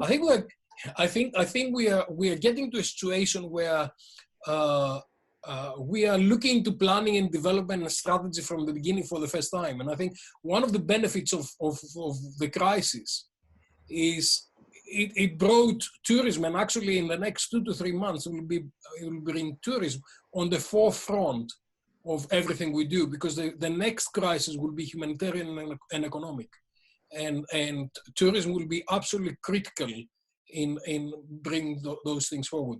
So this is from Dimitrios Paleoyannis, and it's basically how do we agree between all the stakeholders. Marina? Answer that, actually. I think we need to take a little step back. And before talking about coming together for product development, I think what I'm seeing at the moment is a complete free fall for all in terms of what are those safety measures that all will be looking for. For instance, Anna has raised something really interesting and really important, which is how consumers get used to new regulations. I mean, who would have thought that we had to go through so much security after September the 11th, right? So we got used to that. And of course, we're gonna get used to go through some disinfectant or whatever system is gonna be invented in the next few months. I think what I'm finding is that, I mean, we have got a few crisis management specialists in the world, right, in tourism. And yet, we found that a lot are becoming one just because of these crises. Overnight. And overnight. And I find that extremely problematic, because when we talk about collaboration, particularly in terms of safety and security, we need to really, in this particular case, work with virologists, with scientists that will tell us, how do we make an hotel safer? How do we make an airport safer? Will the 1 meter away or the empty seat between me and the next passenger work? Right? There is so much contradiction going on at the moment. I mean, I know, you know, some of the big chain are employing consultants to develop their, you know, safety, hygiene, new protocol. Each and every company is using a different organization to do that. And to be honest, the only thing that this is doing is to make those consultants richer and no give any kind of confidence in the consumer, who is going to have to comply with, or host if that matters. So hospitality industry is going to have to comply with one regulation in Cyprus, one regulation in Greece, one in Italy, one in Portugal, and one in the US. So this is, I mean, is about having clarity how even us as practitioners, as academics, as researchers, how can we really come together to try and influence the policy making, which before even thinking about the product, because I think the product is there. We just need to repackage the product, okay? People who go to the beach in Italy in the summer, where I come from, will continue going to the beach if they've got the safety of doing that. So in the new context, in this new normal. But I think what I get to really my blood boiling is that the more, you know, I think we're all zoomed out, we're having overdosed of webinars and all sorts of different things. But how can we then at this point try and say, okay, I am in the UK, you are in Cyprus, you are in Portugal, you are in Spain. How are we going to really make sure that our government are getting the advice in a coordinated and an efficient manner? Because at the moment, I don't see that happening. Marina, I think we couldn't have summarized the challenges and closed the first session and also provide the bridge for Alex and our colleagues on the second session to actually do that. So, and because we're all boiling, I think we need a cup of tea with the boiled water. So let's have a break for 10 minutes, and we'll start at 2:15 my time. You adjust your time. Have a coffee, have a tea. We'll have a virtual tea. And then we'll have one of the most renowned experts on crisis management and resilience, my good friend Alex, who is smiling on the background there, who has been working for that for about 20 years, you know, and we will hear from the experts on crisis management and where we're going next. So little break, have a tea, and we'll be back in a minute. I hope everybody had a good coffee, a good tea, and we are gradually getting to the second part. And during the break, I had so many messages saying that people really enjoyed that, and I had so many questions that we'll probably do another session to answer all the questions. I'll stay until we answer everything, really. Okay, colleagues, friends, welcome back. This is the second part. And I've got to apologize to Eduardo because I kind of changed the order. I mixed up the order here. So I brought Valeria early on. So I told him to wait. But I think he'll fit nicely in a minute with Inmaculada, and we'll get a Spanish view altogether. Now, the second part is much more applied, and I've invited good friends who are very much involved from an industry point of view. So the second bit will be more micro level, and we will look into. So the first session was really about policy and strategy and bringing the different elements together towards opening the destinations. I think we'll do that on the second session as well, but it's much more focused on micro level and what are the conditions that they're going to enable us to do that. My good friend Alex Paraskevas has been doing a lot of research on crisis management and resilience for a long time. I'm an amateur in comparison with all his experience, but I've learned from him for many years. And Alex, I've asked Alex to take us through with the introductory presentation, and then we'll have a conversation afterwards. So Alex, the floor is yours. Thank you, Dimitrios. I am a bit overwhelmed with all these things that you have said about me, renowned crisis management expert and all that. I'm far from being that. I'm just a person who comes from the industry, has become academic halfway through his life, after working in the industry for over 15 years. And I happen to have studied a few crises and worked with the industry for crisis management. So I don't consider myself an expert, and actually this virus and this crisis has proven that many of us experts are not the experts that we thought we were. Anyway,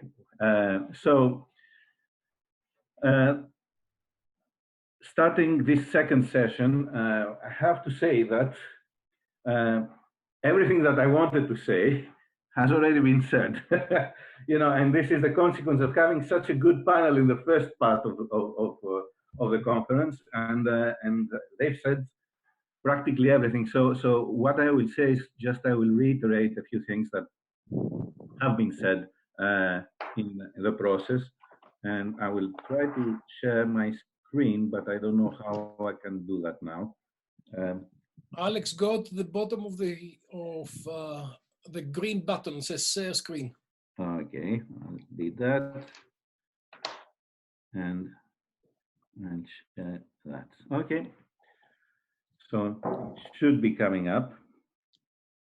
Yes. All right. Bear with me for a second. Okay. So, having lots of conversations, and like colleagues before, Marina and Carlos and Anna have said, you know, and Maria have said, lots of webinars and yeah, many pretty valid points raised. So all I want to do is just to introduce you to COVID or how it looks like, and what I was intending to do, but you have done it already, is to debunk three of the major myths that surround COVID. Okay, so the first one would be the myth of unprecedented crisis. The second myth is that we have it under control, and the third myth is that when it's all over, we will go back to business as usual. So I think that we have covered that quite extensively. It's not this word unprecedented bothers me a lot in terms of business in the tourism, perhaps planning or whatever. It is unprecedented, but in terms of business, it's not. The cause of this crisis is not unprecedented. So this is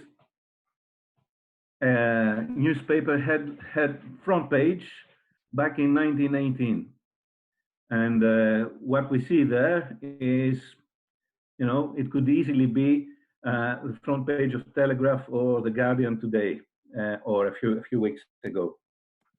Influenza epidemic closes schools, churches, theaters, drugstores swamped with flu victims, and so on. And even the measures that were taken are exactly the same. Avoid crowds, walk to work, cover your cough and sneeze, you know, and then other measures, schools closed, funeral ban is ordered, and so on. Even the anti-flu habit is wash your hands, take precautions. Influenza, stay out. We stay at home. Now we move from staying at home to be alert, stay alert. So what is unprecedented is really the level of preparedness, both at national level, government level and all that, and also at business level. Even the businesses that have had some clue about risk management and crisis management did not see this coming. And this is, I think, because of the arrogance that we people in tourism have. Over the last decades, everything that we see is growth, growth, growth, growth, growth.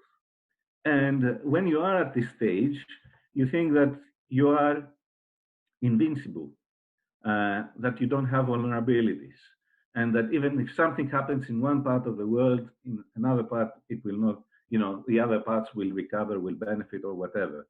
And it has been an ongoing scenario. We had terrorist attacks in one place. Other destinations have benefited because of the shift of tourism to those destinations. I've been involved in pandemic planning with a couple of big hotel companies since 2008. Did this scenario come up? Yes, it came up, but it was dismissed immediately. And all the planning was done with a view of pandemics that would be at the regional level and not at the global level. So that is unprecedented. And I think that our arrogance is unprecedented as tourism operators. And I think that now that COVID has slapped us on the face, it is time for us to reconsider. The second thing, I'll go very quickly with that, is that we have it under control. Already, Dimitrios showed you this table, and that's last night. We don't have it under control. If you notice here, we have new cases in the thousands coming up in major markets like the US, here in UK, and the deaths per million increase as we go. Even if the media play a certain tricky role, and Maria mentioned about the media at a certain point, I think, or maybe not, I might be mistaken. Here is a headline from BBC News. And this is yesterday, no, the day before yesterday. Italy death toll tops 30,000, highest in the EU. Now, probably you have noticed the table here, where Italy has 30,000 deaths, of course, but UK has 31,800. And this is how media is trying to probably influence public opinion in a very wrong way. The explanation that BBC gave is that it says in EU and we are not in the EU. Therefore, this doesn't count. Italy is still the #1 in terms of deaths in the EU. And the third thing that I wanted to show you is some statistics here, which show that we don't have it under control. These are the daily new cases.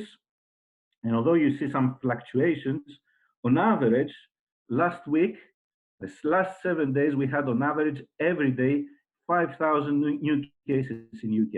And we are one of the major markets here for the tourism in the Mediterranean and elsewhere.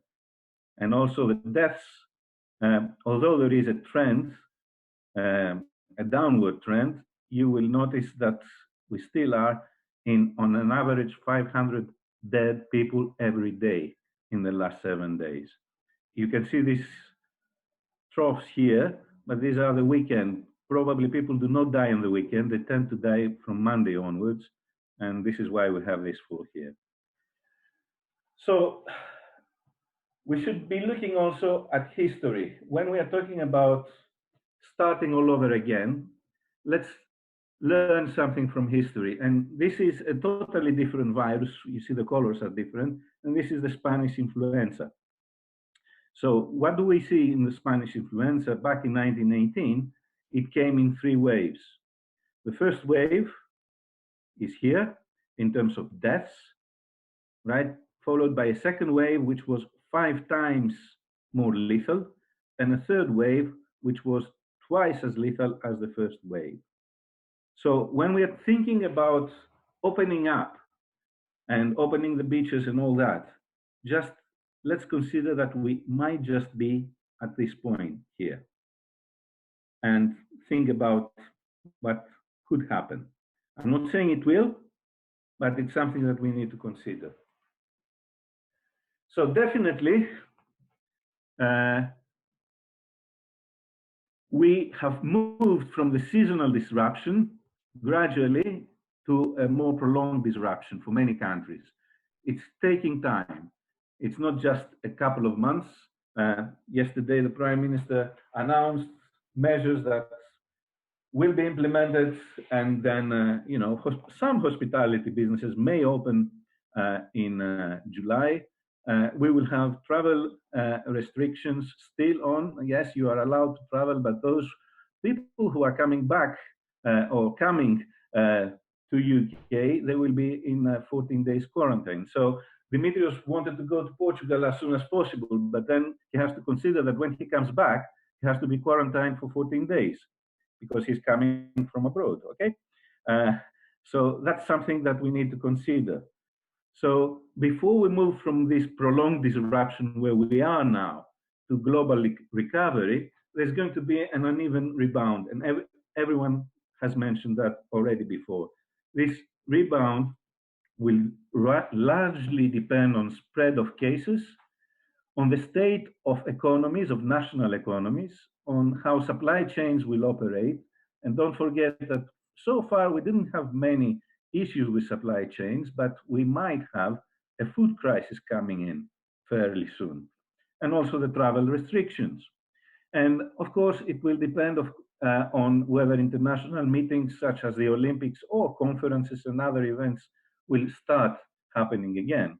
But there are three issues that perhaps were not mentioned so much in the first part of this discussion: politics, and what the role of politics will be in the near future. Because so far, we have all said, yes, our first issue is to protect people, protect the population in different nations and all that. And Maria said about the state intervention. But the question is how much the state can intervene, and how much can they intervene in different countries, and how much can they last before having to succumb to different pressures that, okay, now we need to restart the economy and we need to open no matter what. And we see this kind of approach already in the United States. So just think about that. A second issue that was not mentioned so much was, or mentioned at all, is the level of security in certain countries. Tourism destinations are vulnerable to security issues, especially when it comes to terrorist attacks and civil unrest. And we may have civil unrest. We had some early signs in the state of Georgia, I think, or was it in Michigan, where benevolent people yielding guns went to the governor's office to force him open the state again. And a third factor is geopolitics. And I think that this is more important and most important, and it's going to affect a lot tourism, because tourism will be played in the hands of politicians in order to form new alliances or in order to wage wars. We already see a rhetoric about the Chinese virus from the United States. Some other people are talking about compensations that need to be paid by China to the rest of the world. So that's just one example. And you talked very much about, and quite right, so about collaborations. Again, geopolitics are going to play a huge role in this. But the most important element and factor that will determine whether we will be able to actually reignite tourism is the treatment.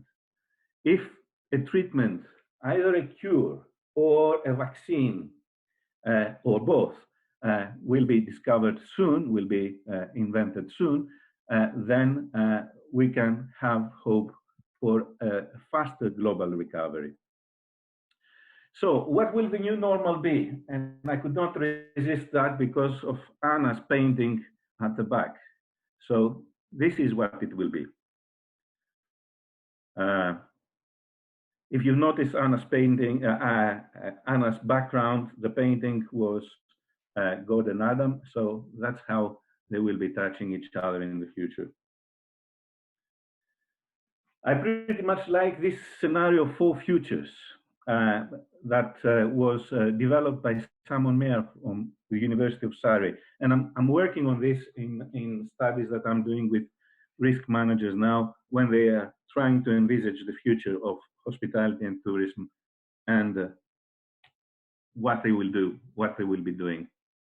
So there are two basically scenarios in terms of whether the response to the COVID will be centralized, so state-controlled, more state-controlled, or distributed, so more in the hands of the tourism businesses, and whether the guiding value would be economic principles or social principles. So is it about protection of life or is it about making money?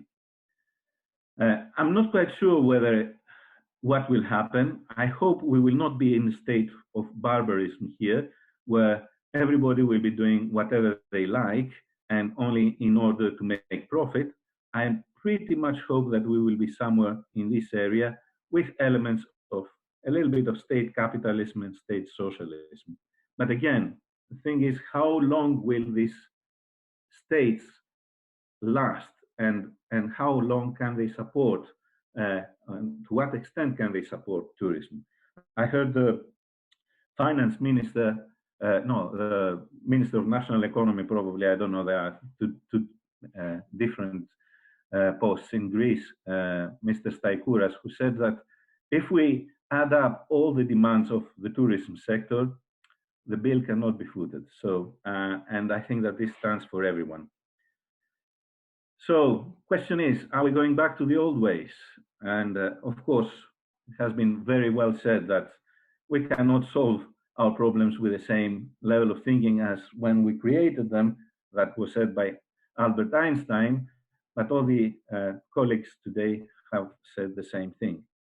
And we're talking about reigniting tourism. And I liked very much, and I have to say more, Marina's approach about reinvent or about the new ethos that Maria said. And actually, Maria, in her closing slide, she used the word reset. And I think that this is what we need. And when I say reset, it's okay, if we reignite the tourism as it currently is, we are getting back to the old habits, or we are starting with the old habits. And then if the machine, whatever machine we have, is a little bit oiled, then we will say, well, it works as it works. Why should we change it? Perhaps we should take a pause. And this is what I'm advising all my industry contacts. Take a pause and think about what you can do. Let's say no more that if it's not broken, why fix it? Let's understand that it is broken. It has been broken for years, but it was rolling on its own. And now that it is broken, let's try to fix it. How can we do that? Yes, very well said. Again, I cannot remember. I think Valeria talked about collaborations. Everybody talked about networks. Carlos talked about networks. We have to develop collaborative networks. Internally in destinations, all right, collaborative networks between hotels, between travel agents and hotels, between tour operators and service providers in general, restaurants, everyone in the value chain has to start working with each other. The purpose of that is to harvest as much learning as we can from people that we work with, but also from other destinations. And then also seek some expert advice. In other words, you know, as Marina said again, We are the experts, or you are the experts in tourism, planners, geographers. I'm just a person from the industry. So your advice needs to be sought and followed. Use the support networks that we have available. Whatever support networks governments are providing, let's take advantage of them, but collaboratively, not individually. And my basic premise is focus first on transformation and then on recovery. If we don't change, we will never be able to recover. So test solutions, it's a trial and test, trial and test and trial process. Let's see what works. Many things will not work. We are fighting against a virus that nobody knows exactly how it behaves. And in the new environment, we need to try different solutions. And if they work, then we have to share best practice. So, basic questions. Who will you collaborate with and how? We need to decide that at this stage. Who is going to work with us, for us, and how? And when I say who, I mean, we need to look at our staff. We need to look at the people who work with us in our businesses and reconsider what skills do we need? How are we going to hire them, recruit them and hire them, train them? Under what conditions are they going to work? Then who is going to travel and how are they going to travel, especially at these stages? We all say, yes, we are opening up and we are ready to receive tourists and all that. But again, the question that came up is, how are these people going to travel? And why would they travel to us? So we need to think about that. And how can we transform our business to sustainably meet and exceed all their needs? And when I say all of the above, the partners, the employees, the customers. And when I say sustainably, and forgive me, people from the sustainability field, I don't mean sustainably necessarily from an environmental or other perspective, is to make your business sustainable. How are you going to transform it in order to make it sustainable? And think again, who will determine your credibility? All those initiatives like the Clean and Safe that Carlos mentioned, the Limpo e Seguro approach, the certifications, the seals, the announcements by Hilton that Marina mentioned. She didn't mention explicitly, but I know that what she's talking about, that they are going to work with Mayo Clinic and Lysol in order to create new standards and all that. For me, this is, I wouldn't use the word now openly in such a forum, but not very convincing. What matters is that we have to really change the ways that we are approaching things and cleanliness. I think that sanitation and cleanliness, yes, we need some advice about, how do we fight this virus specifically? But I don't need Hilton to tell me that we have 10 touch points that we are going to clean now, including your telephone, which you don't use, or the TV control in your room, or the surface areas and all that, because Mayo Clinic is going to give me the standards and Lysol is going to give me the disinfectant. Before Lysol, you had Ecolab. It was working pretty well.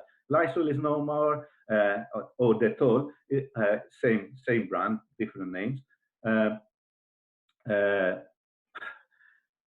more known to people now, so it makes more of an impression. And Mayo Clinic, really? Do we need Mayo Clinic to tell us that we need to change the bed sheets? And that we need to wipe the switches? Not necessarily, yes. So think again, who is going to determine your credibility? And your credibility is going to be determined by the customer and the tweets and the Instagram posts and the Facebook posts. So I'm going to leave that whether we like it or not, domestic tourism by driving is the primary source for this new restart. And then we deal with the rest. And trust must be the key. And I liked, again, that Maria mentioned that, I think, yes, in the end, or was it? Yeah, somebody mentioned it anyway. But what kind of trust? First of all, it has to be physical trust.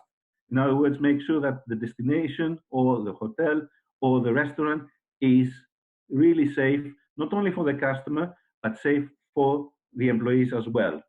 The second one is emotional trust, trust that, you know, travelers can travel to the destination and to the accommodation or use the restaurant without feeling guilty that they are doing something wrong. Okay, that everything that this company is actually taking care of its employees, not only of its customers, but of its employees and of the local community.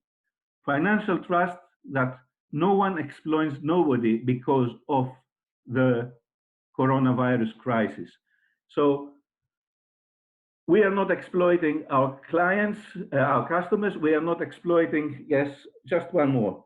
We are not exploiting our employees. We are not exploiting our partners. And finally, digital trust, because we are moving very much into a non-contact IT digital service. So people have to trust that their transactions, their information, and their personal data are secure and private. So all in all, we talked about responsible tourists. Let's make sure that we protect our destination and we don't turn them like this. Thank you very much. And sorry for taking so long. I think it was extremely interesting, and I think you brought both macro and micro issues together, and I really like this trust framework at the end where you bring everything together.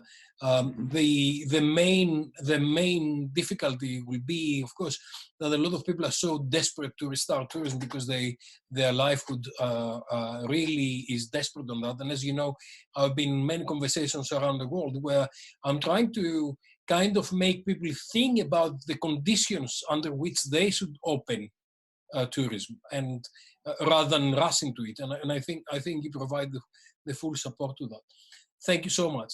Also, one more point is the travel bubbles that are being discussed and the collaborations that we need to talk a little bit more about them in the discussion later. Thank you. Yeah, and I think there are several issues about facilitation, like travel insurance and travel advisories and a whole range of other things that we'll need to be looking at.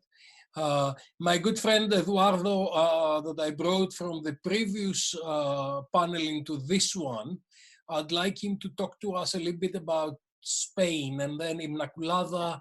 Benito, my good friend from Mallorca, is going to tell us what's happening in Mallorca and what's happening in Iberostar. And then we'll probably have Barbara and then Andrew. So I'm just giving you the order of how we're going. And I don't know if I've forgotten anybody. So, Eduardo. Hello, everybody. Hello, Dimitrios. I'm going to share my... Hola. Hola, hola. ¿Cómo estás? You can look it? You can see my presentation? Yes, I can. Just open this presentation so we can fill the, yeah. I'm going to now, okay. Hello, everybody. Hello, colleague. Hello, academic. And hello, everybody now in the social network. My name is Eduardo Parra. I'm from Laguna University. I am the president, well, I was president of Spanish Association of Tourism Research.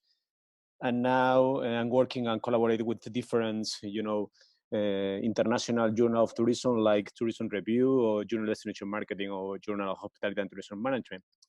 So when Dimitrios told me about the possibility to collaborate, okay, I told him that Dimitrios, I'm going to talk about first some screening about what is happening in Spain, and later on about what is happening in the Canary Islands.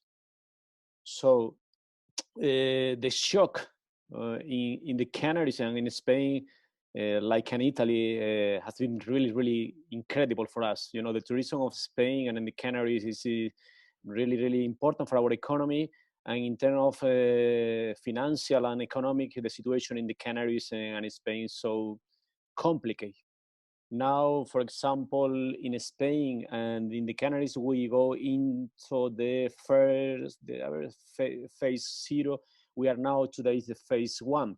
So now today is the first day that we can move inside the island and we can move between our colleagues, group of 10 people. So today is really, really happy day to share with some colleagues and the family. So really happy here.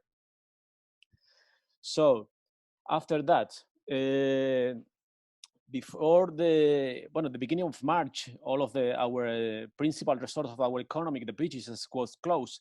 Was terrible for our economy and was an incredible situation. So it's the first in the history of the tourism in Spain and the Canaries, we had tourism 0. So incredible the situation in the island. So everything was closed. And the rest of the world is the same, like in the Canaries and Spain. But now all of the people that work in the ecosystem of tourism that we are working to have a new situation. When Alexandros was talking about the credibility, here is one of the things that we are working in Spain. This is the first thing that we have, the Safe Tourism Certificate. Probably later, Inmaculada, we can talk about that in the hoteliers in Balearic, in the Canaries. We are working in that way, Safe Tourism Certificate in all of the hotels. If we look, the situation of what's the GDP index give our economic in terms of all of the Spanish, is if you look the slide, that's very, very important for our economy. This index gives us information about the variables related to tourism demand and the foreign in terms of arrival or foreign tourism income from tourism and travel and balance payment. So what's very, really, really important for our economy in most of the scene. In terms of, for example, in the Canaries, the Canary Islands was closed 2019 with nearly 50 million of tourists. So the data is incredible for the island. That's what lowest data in the last 4 years. But if you look the data, this is really, really important. Fuerteventura Island was the highest loss in 2019. But if you look the tourist spending, it's really important in terms of our economy, in terms of the economy of the island. So the situation is really, really, really complicated because the connectivity for the island is very, very important. If all of the border that's closed and all of the airport in all of the Europe that's closed, the situation in the island will be very, very complicated for the summer season. The employment in terms of data in the hospitality sector in the Canaries is really important in terms of nearly or number of employees for every 100 accommodation. So if you look all of the situation of tourism in our economy, it's really, really important. Or the dependence of the tourism in our economy is so high. If we look also overnight stay in tourism accommodation, at the end of last year was a decrease, a small decrease. Or for example, the affiliation of the Spanish National Insurance Scheme was decreased also. Or for example, if we look the foreign registered national insurance was in decrease also. With all of the data, what is happening now? And now, what I do? No, that's the question that we have on the table. No, the economy of me or the internet of me. Dimitrios talk about that before, or the economy of we. So I want to share in terms of what we can do. In the last month, talking with many people in Latin America and different webinars, and also sharing information with a lot of colleagues in the Canaries and in Spain, I want to share with you different, thinking. it is necessary to work in different mechanisms, plans or operation of national, regional coordination that help to mitigate and give support to public sector and decision making.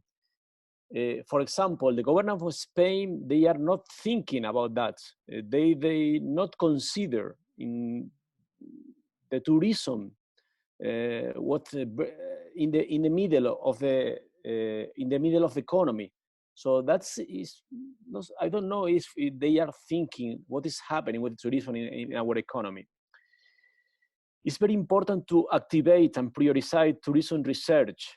Some of my colleagues previous talk about that. It's very important to share knowledge, to share innovation, to share. Maria talk about that. Maria say that it's very important to have a network of tourism researchers working together, sharing information, sharing different methodologies, sharing different things that we are doing in different points. Third thing, it is very important to provide incentive and accelerating recovery. I know that Europe is working in that, Spain, the government of Spain is working in that, and the government of the island that is working in that. But we must to work more quickly than now. So the emerging is totally really heavy. So need to work more quick than now. Tourism must be placed in the center of the national recovery policies and action plan of all of Europe. I don't know why. I have read some information of that's not very important. So I don't know why. And the tourism industry, for example, in Spain, is one of the economy, the sector economy that can accelerate job creation and income generation. It's very important also that prepare ourselves for a change in tourism scene, focus on the capacity of tourism as an engine for local, regional, and national growth, and work on the federation of capacity. That's the idea that we can do, in my opinion, to have a federation of capacity of all of us and some of intelligence between all of the people that we are working in the ecosystem of tourism in Europe. It's very important also to focus on the contribution of the tourism industry to all of sustainable development and build resilience by learning from the current crisis, supported by experience and collective intuition. Also, is very important a call for private sector agents to develop training plans. Probably the training and the in Spain, that's not really important. One of the things that's and translate to the different policymakers, please think about that. That's very important for Spain and the Canaries to have a training plan to develop different skills to help people and to help the making decision that's in Spain and also in the Canaries. For example, to have the opportunity to transition to the circular and regenerative economy and knowledge and economy, or for example, digital transformation. It's very important to have a fundamental, a community vision of the different initiatives that are promoted. And we don't know work with the social base in a broad sense in the local context. Most of us, we are talking about the local context, but we can work in that way. I think so, that's my opinion. And we are going to have a very difficult time, but to get out of the crisis and to face on the following ones, from the global to local, or for example, globalization. Also, that is really important to have the institutional vision, because the institutional, all of the policy that's will not be able to reach everything. And only an integrate and coordinate community of responsive will be able to cope in more vulnerable place. It's very important to look at the others. It's essential for the tourism in the island. It's essential for the tourism in Latin America. It's essential for the tourism in Europe. Some of the questions that I could look in the chat, say what is happening in Latin America. Latin America, they have many problems now. And probably they need more help from Europe, and we must to work together. That's the idea, that to look to the others. Risk sharing, in my opinion, that we must to help all of the scene, because if we don't risk sharing, and if we want to think that's only in different economy, or the before the economy, the people that are not thinking that what is happening now. So that's why will the economy slow down necessary to fight the pandemic. Risk sharing. This impact of the crisis will generate much more demanding of customers. So for the gastronomy sector, that's very important in Spain. Most of the people that working in sensitivity and food security. I think that Carlos talked about that, and in Spain, the gastronomy sector is really, really very important. Transparency will be key, communicating the measure, adopting and facilitate the measures that are being carried out to the tourists. Now the tourist destination, all of the tourist destinations of Europe, that they influence. They are the principal actor of the ecosystem now. If the tourist destination, they don't have, that's not a strategy plan or plan of tourism. That is reanimation plan. We have the flatliner, so we have to put more energy, to put more strategic think inside this reanimation plan. People, it's very important, the people in the middle, the people, us, work on being ourselves, self and knowledge, get out the hopelessness, resignation or passivity.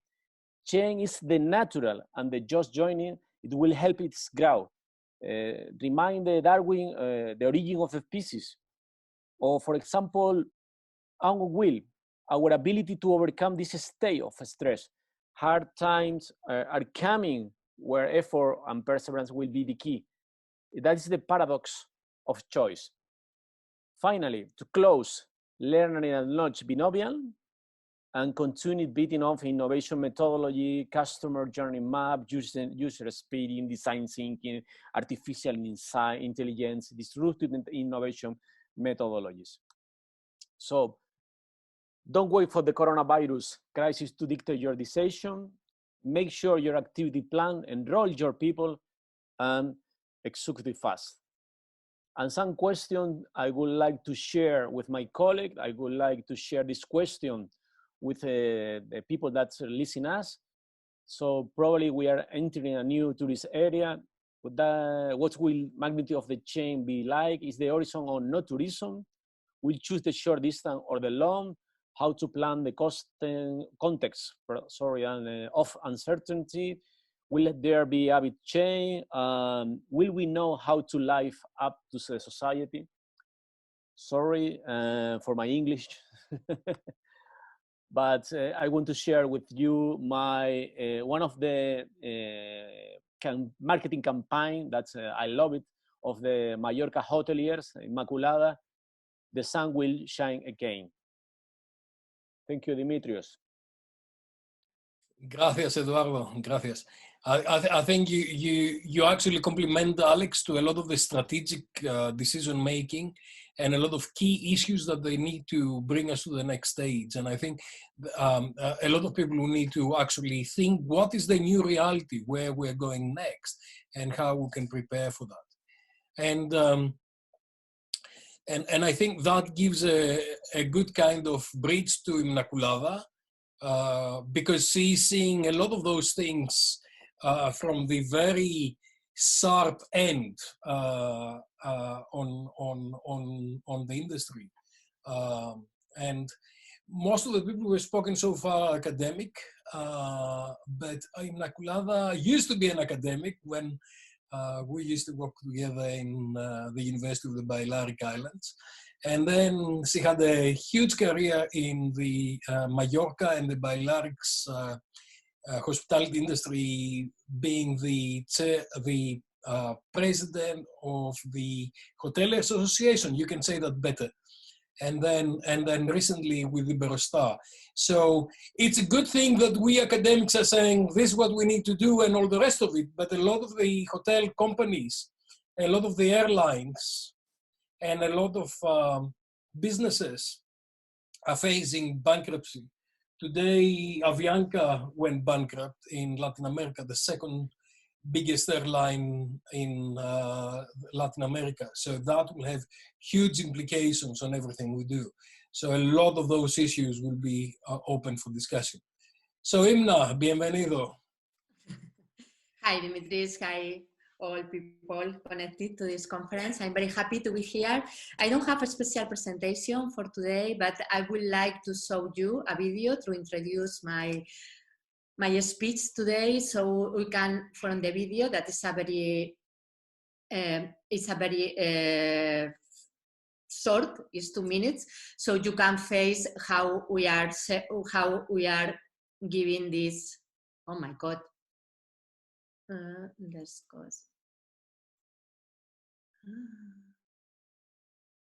I don't know why I cannot share there.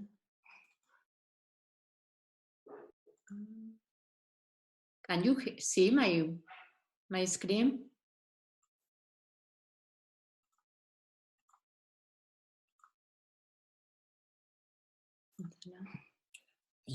We cannot see your screen. You go on the bottom of your screen on the green button. Share screen. Yes, I have done, but you do it again. Yeah.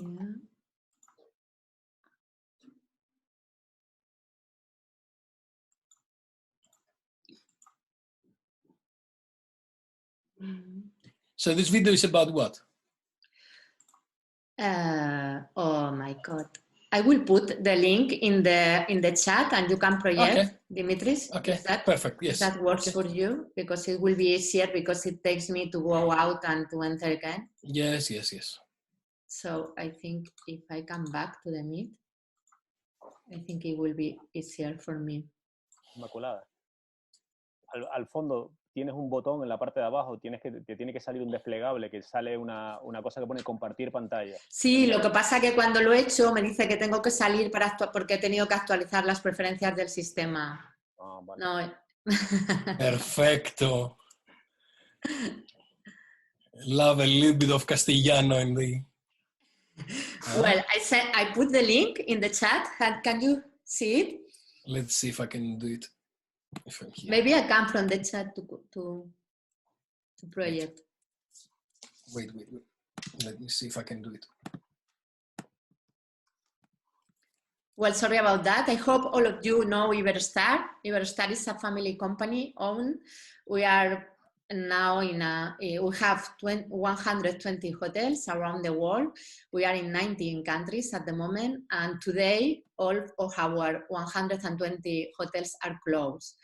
So we are facing the biggest crisis we have faced in our long history, 60 years old company, and we will explain to you how we are facing it, but we would like you to see this video. Yes, can you put the sound also?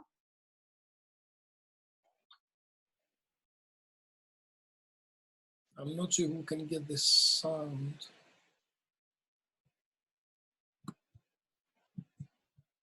Guys, can we share sound on the video? We haven't done that before. We are learning. Well, I cannot hear the sound, but if you put, it's much more better. It's in YouTube, so it's easier to do. Yeah, I'm not sure if we can do it, Imna. So, yes, we can actually. Hello, world. I'm your guest. If there is a bright side to the current situation, is that it has given me the chance to really miss you.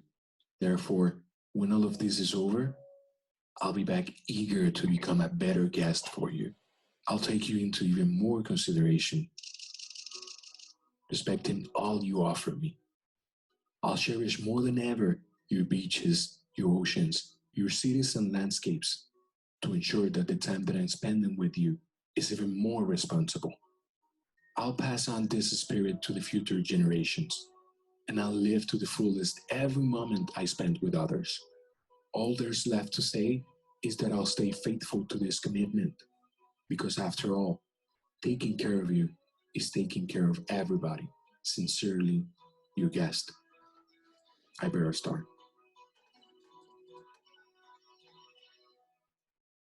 Beautiful, absolutely beautiful. One of the best I've seen. Wow. Well, thank you. I think it was important for you to see this video because it makes to understand how we are facing the new normal, and it's called now in the academic and in the political language. Well, we are working at the moment in a 3 pillars plan, and the first pillar of the plan is the one related to the contingency, so how to reduce costs and how to keep the gas, because it's important for us. As I told before, we have now closed our 120 hotels around the world, so it's now 2 months that we are spending money without any income at the moment.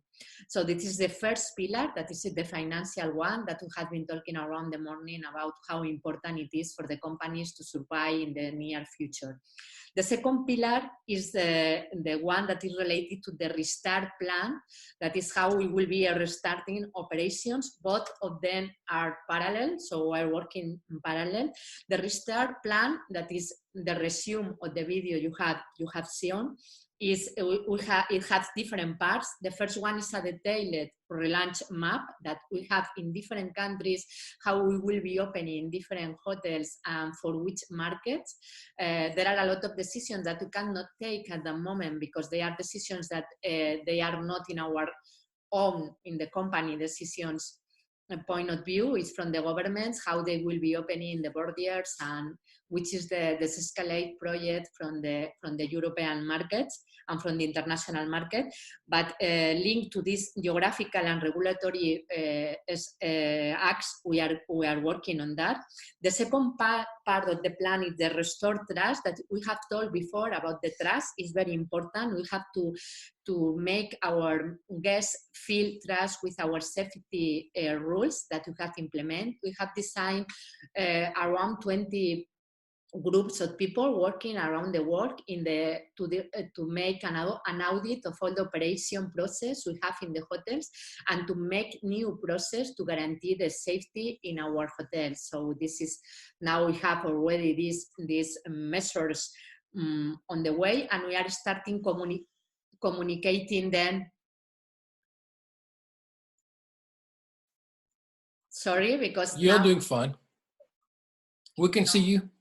Yes, no, but now it was my video that started talking to me, so it was for me very uncomfortable to talk to you.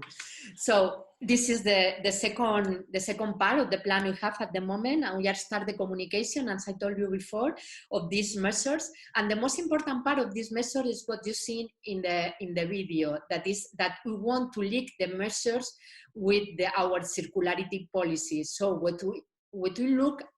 How we look the future. We look at the future as a sustainable company that we were before, because probably some of them, you know, our wave of change movement that we started in 2017.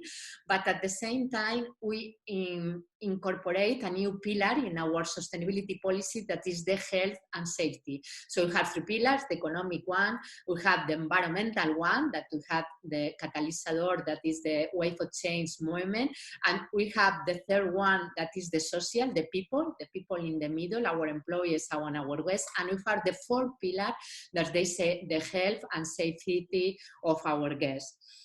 The third part of the plan is the safeguarding the health of employees, as we are an intensive work company or work people company. We need to train and to keep safe not only our guests, also our employees. So we are training them at the moment, and also we are preparing our office and all our hotels, not only from the guest point of view, also from the staff point of view, to be able to keep them safe. The 4th pillar of this plan is the reviving the demand, the tactical pricing and the capture of demand, how we can do. Now every company is at the same point as we are in 0. So no one has at this moment any any reservation, or we've had the reservations are flexibility booking reservations, so we don't know how it will be degrading in the future. So all of us, we need to cap this demand, and for Iberostar, it's very important to cap this demand about adding value today. So it's not to spend the holidays, it's how they can be feel well spending the holidays with us. The fifth part of this plan is the robotic and supply chain. It's very important for us, the supply chains, all of our providers, our suppliers. Why? Because we must make sure that the sustainability point that we want to put in value during the new decade is related also to our supply chain. It's not only in our internal hotel operations, it's also we keep in all the traceability with all suppliers. The other part is the IT and technology, because as you told before, I don't know who are you, but some talk about how digital it will be more important than ever, because we will be to a contactless new economy, new tourism economy. So we have a lot of plans related to that. Now these plans are staying by, but we are planning how to relaunch them more quickly than before we had planned before, because we know that in the new normal we must face them. And the seventh part of the plan is the timeline, how we can start planning our restart operation, but with a lot of care, because there are a lot of still we don't know a lot about the virus, so anytime we move, some things can happen. As Alexandros were saying before, there are a lot of incognitas at the moment around the virus, so we need to be very careful with the timeline with our relaunch projects. And the eighth one, that is the last but not the less important one, is the sustain the value creation. For us, we are a company that we think that we must do better but doing good, that there is no other way to do better than to do good. So we are talking about how to add value to the society, to our companies, and not to be really resilient as company, to be resilient as society. So this is our main important point, and it's for that to make this video, because we want to make that known to all people around us. So this is the plan, the restart plan that I call like that we are working at the moment. And we have one third pillar of our resilience plans. As you remember, we have the short-term plans, that it was the contingency ones, how to keep the cash. The second one, then it was the restart plan with 8 different steps within this plan. And the third one, that is what the long start strategic plan strategy, that is how we will be positioning in the future after the vaccine, that probably we have, I don't know, 18 months after. So we are working on that at the moment.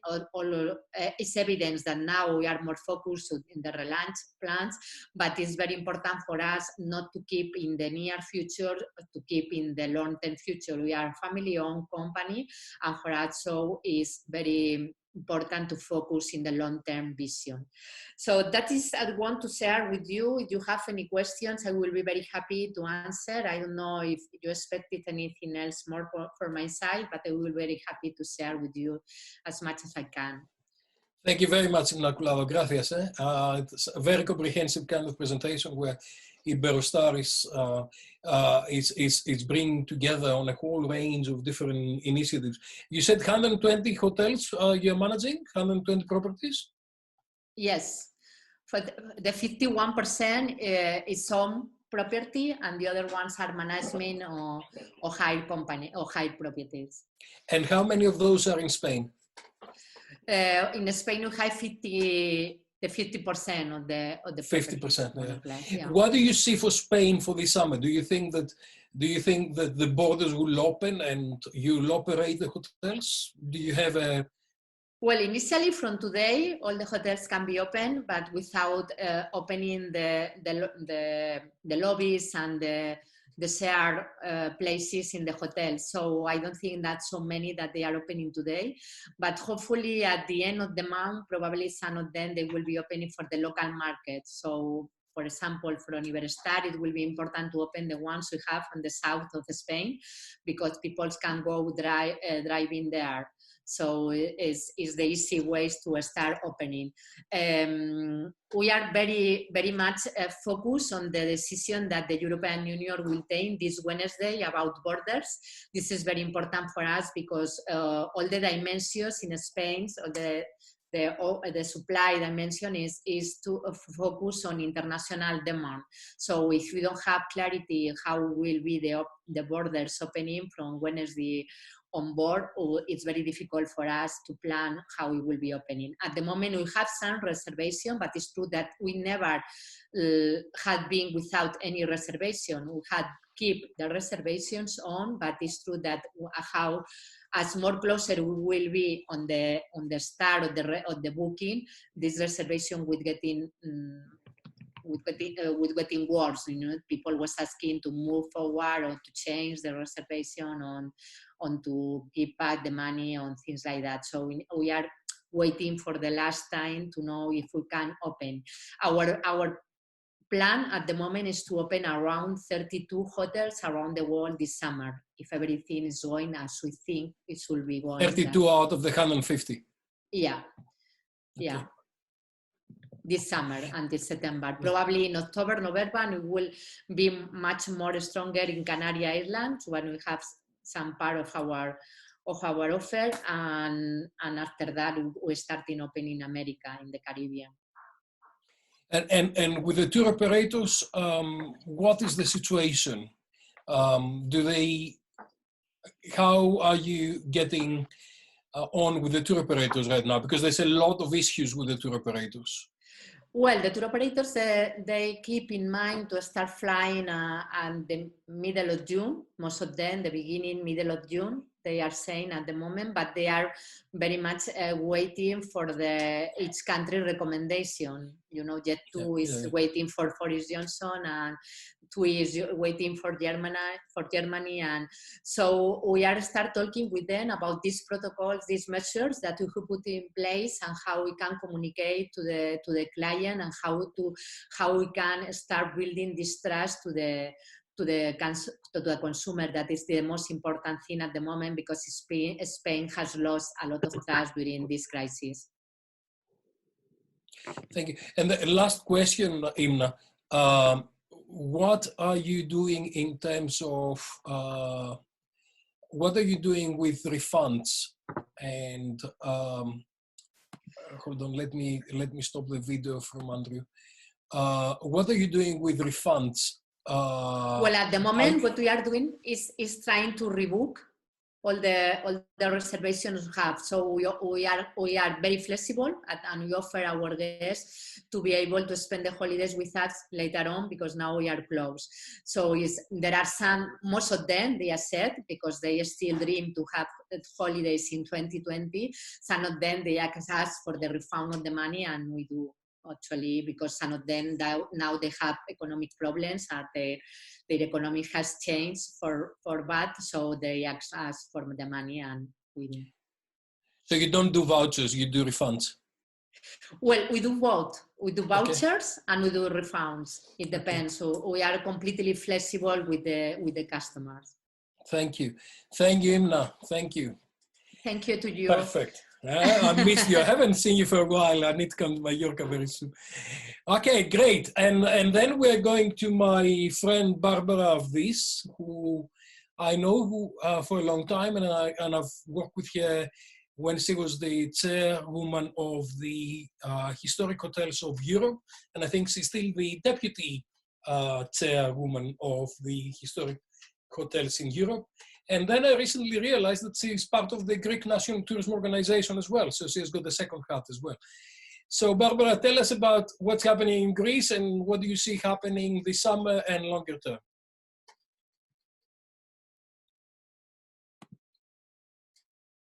Okay, good evening, good afternoon, everyone. And thank you, Dimitri, for the introduction and the invitation to participate at this very, very interesting conference.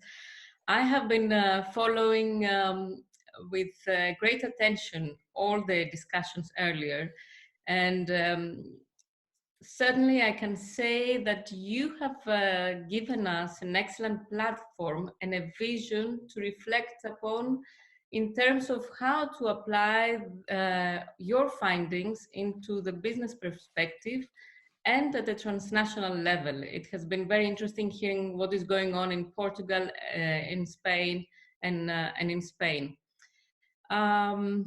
Listening to what we have said before, there is one thing I believe that we all agree, that global tourism is never going to be the same again.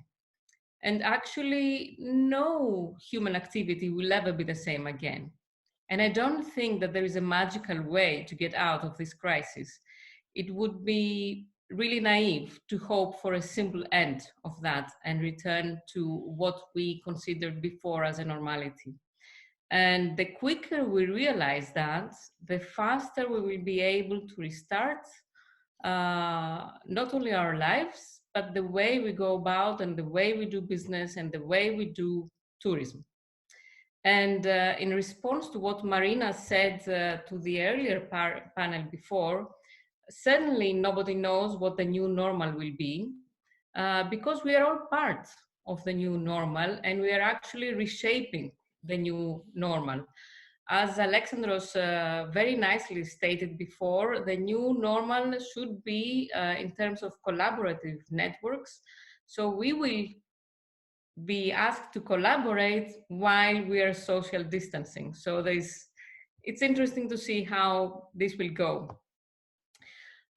In terms of business, with no precedents, no facts, no data to rely on, the big question is how we will be able to do business, how we will be able to do business projections for our tourism businesses and our hotels. Just 3 months ago, we can only think that we were sitting at our conference rooms with our colleagues, readjusting our yearly budget based on the trends and the statistics that we know how to deal with. Can we do that any longer? Certainly we cannot. And I do really apologize to you professors that now this is going in contrary with what we have been learning at the universities and what you have been teaching. And what do I mean? As events with the COVID period change by the day, there is no pattern that we can rely on and to base our projections in order to safely do our business the way we thought that the way we were dealing with businesses until January. However, there is one thing I believe that we can rely on, and this is our intuition. And when I talk about intuition, I'm talking about the intuition that is driven out of our experience in the business so many years and out of our expertise. And certainly we have to be ready for adaptability, because business today, they have to adapt and adapt quickly if they want to respond and stay in the market, and flexibility. These two are the keys to develop within our businesses if we want to remain, to have a good short and long-term strategy, because we don't know what is coming ahead. There has been a whole discussion about the protocols and the new protocols, not only in Greece, but what I've heard in Spain and Portugal as well. And I already hear a lot of hoteliers that they are complaining about how they will be able to adapt to these new hygiene protocols. Now, I would like to see it differently, and I think that we all need to see it differently in the market. These protocols are not irrational procedures imposed to the way we do business. This is the new normality. And sooner or later, we have to realize that if we want to be and remain successful, we shall adapt into these new protocols. Adapting to these new protocols and putting these new protocols into the way we do our business in hotels, in restaurants, in transport, in the transport area, is actually showing respect to our guests, because this is the way that we show them the safety, that we are safeguarding their safety. And this is not only respect to our guests, but it's also respect to our businesses. Certainly, new rules are not easy. We all agree to that. We all want the change, and sometimes we know that nobody wants really to change. However, no matter how strict are those rules, businesses always find their way to adapt. And especially, we have already seen some excellent examples in gastronomy that seems to be an area more at risk now with COVID. We should focus on people. Tourism is about people. Tourism is about our guests. And this is now our very, very first priority. However, it's not only from the side of the business, it's certainly also from the side of the guests. As Maria very well stated before, our guests are now considered and expected to be a lot more responsible, as we saw also in the video of Inmaculada. We all remember what happened during 9/11.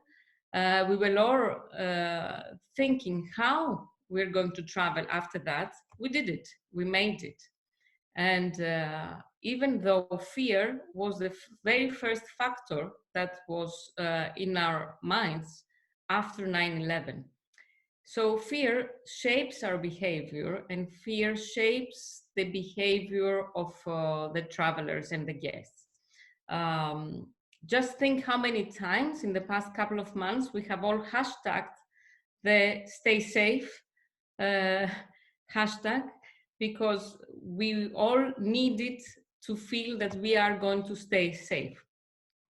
So as fear has shaped the new tourism after 9/11, fear is shaping it again today. And we have to look at fear into the eyes in order to be able to respond, and in order to be able to get into the shoes of our customers and provide them with the safety and the security and the trust they need in order to travel, in order to visit our places, in order to be able to unwind and to relax. Because if you don't feel safe, you cannot unwind, you cannot relax. So in terms of business, planning should be based today on adaptability, on flexibility, and certainly on resilience, as you have all said since this morning. Now, we do know that financially, we are aware that many businesses will be threatened with bankruptcy. We have seen today, as Professor Dimitri said, about the airline in Latin America. And we know that many businesses will not be able to operate this year. Certainly, the Greek state will support in one way or another those businesses.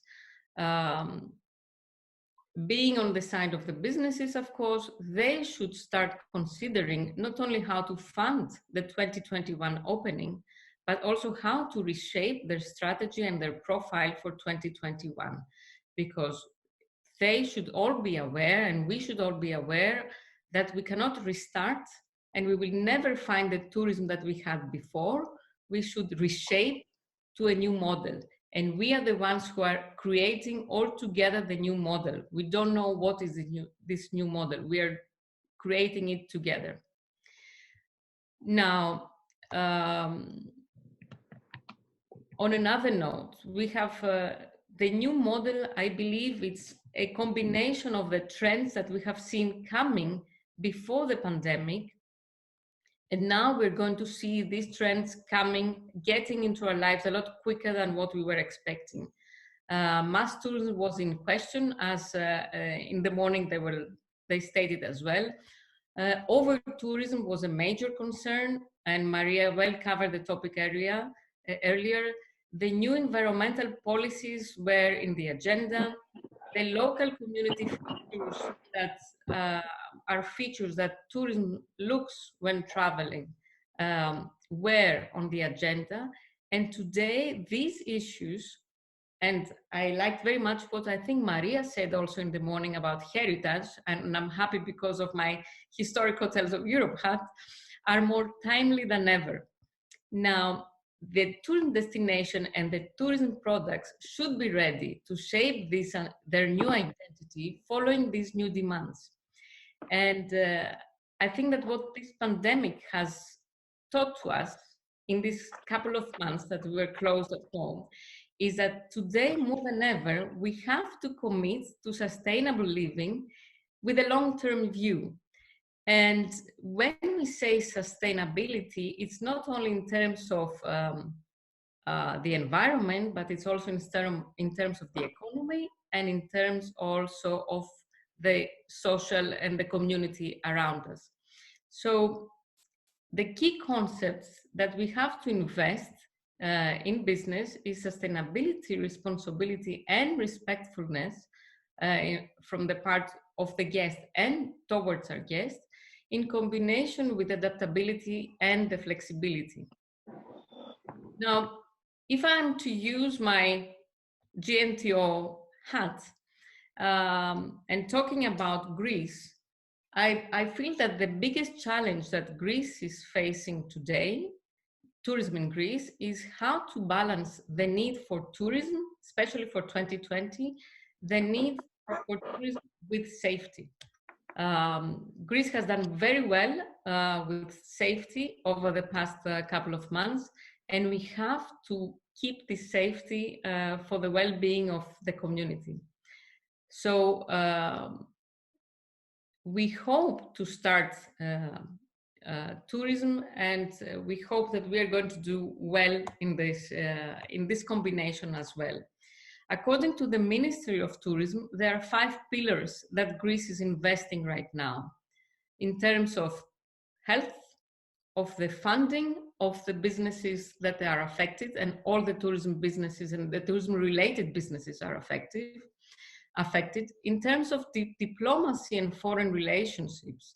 And this has to do, as we all stated earlier, you all stated earlier, having to do with when the quarantine is going to be lifted in most of the states in order to enable tourism flows between Europe. Fourth, in marketing and communication, we do have plans and strategies in place, and we work on plans at the GNTO, especially about how to maintain the relationship with our guests and our existing markets.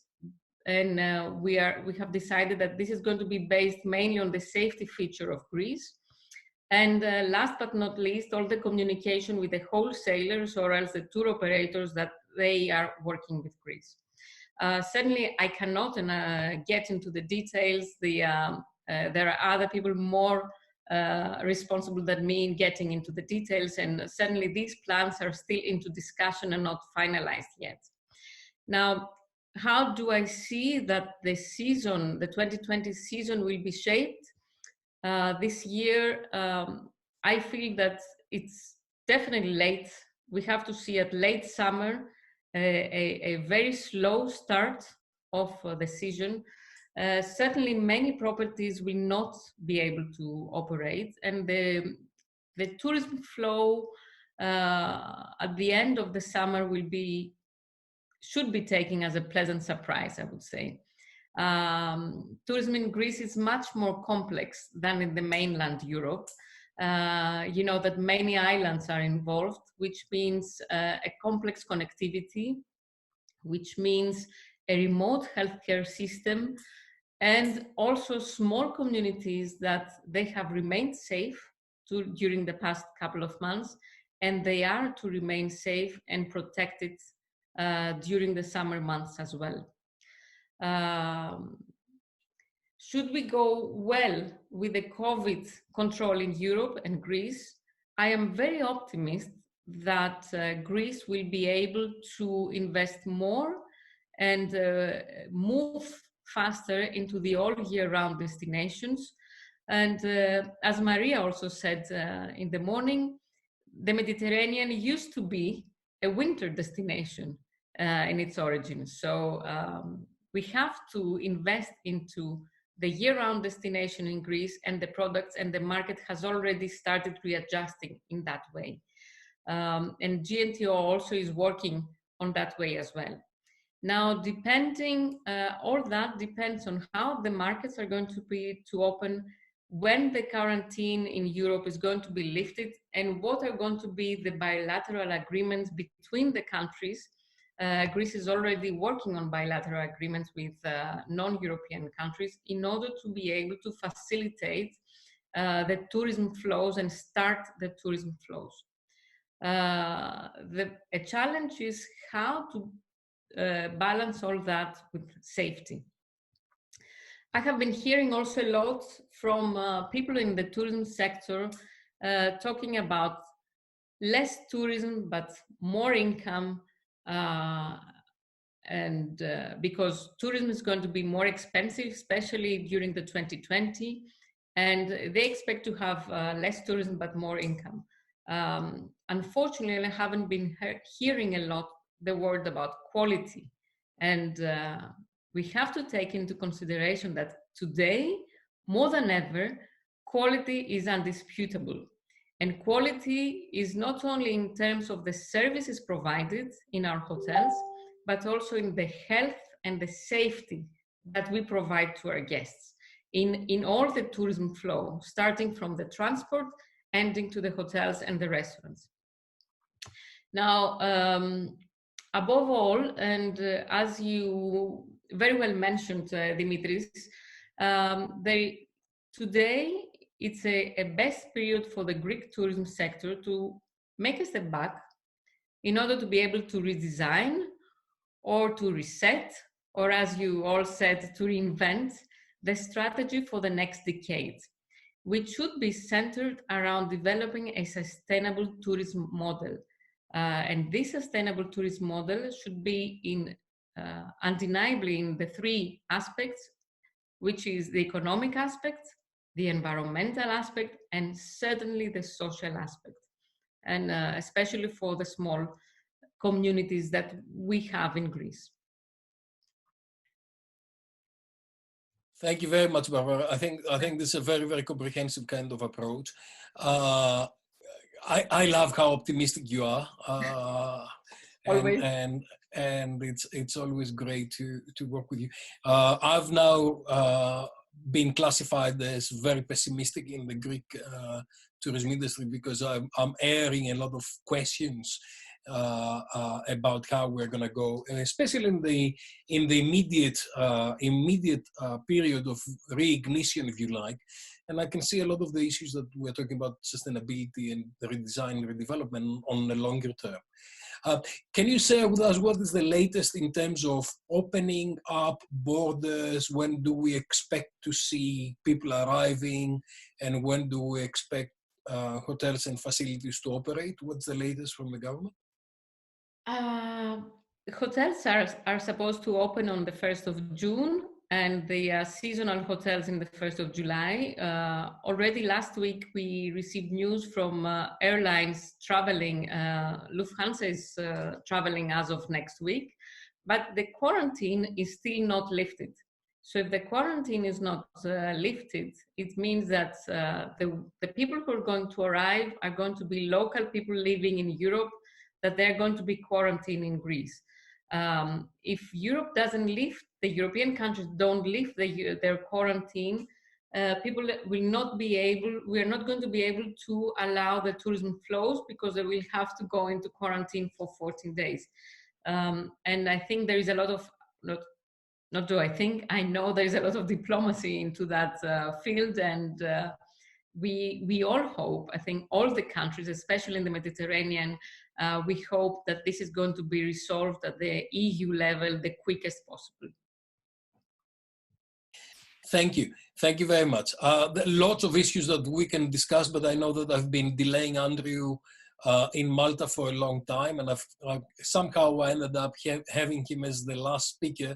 But Andrew is doing a whole range of things, and I think he and I are involved in several global initiatives in terms of restarting. There are a lot of happening right now, restarting or redevelopment of tourism and things like that. So he can bring not only the Maltese example, but also the global environment.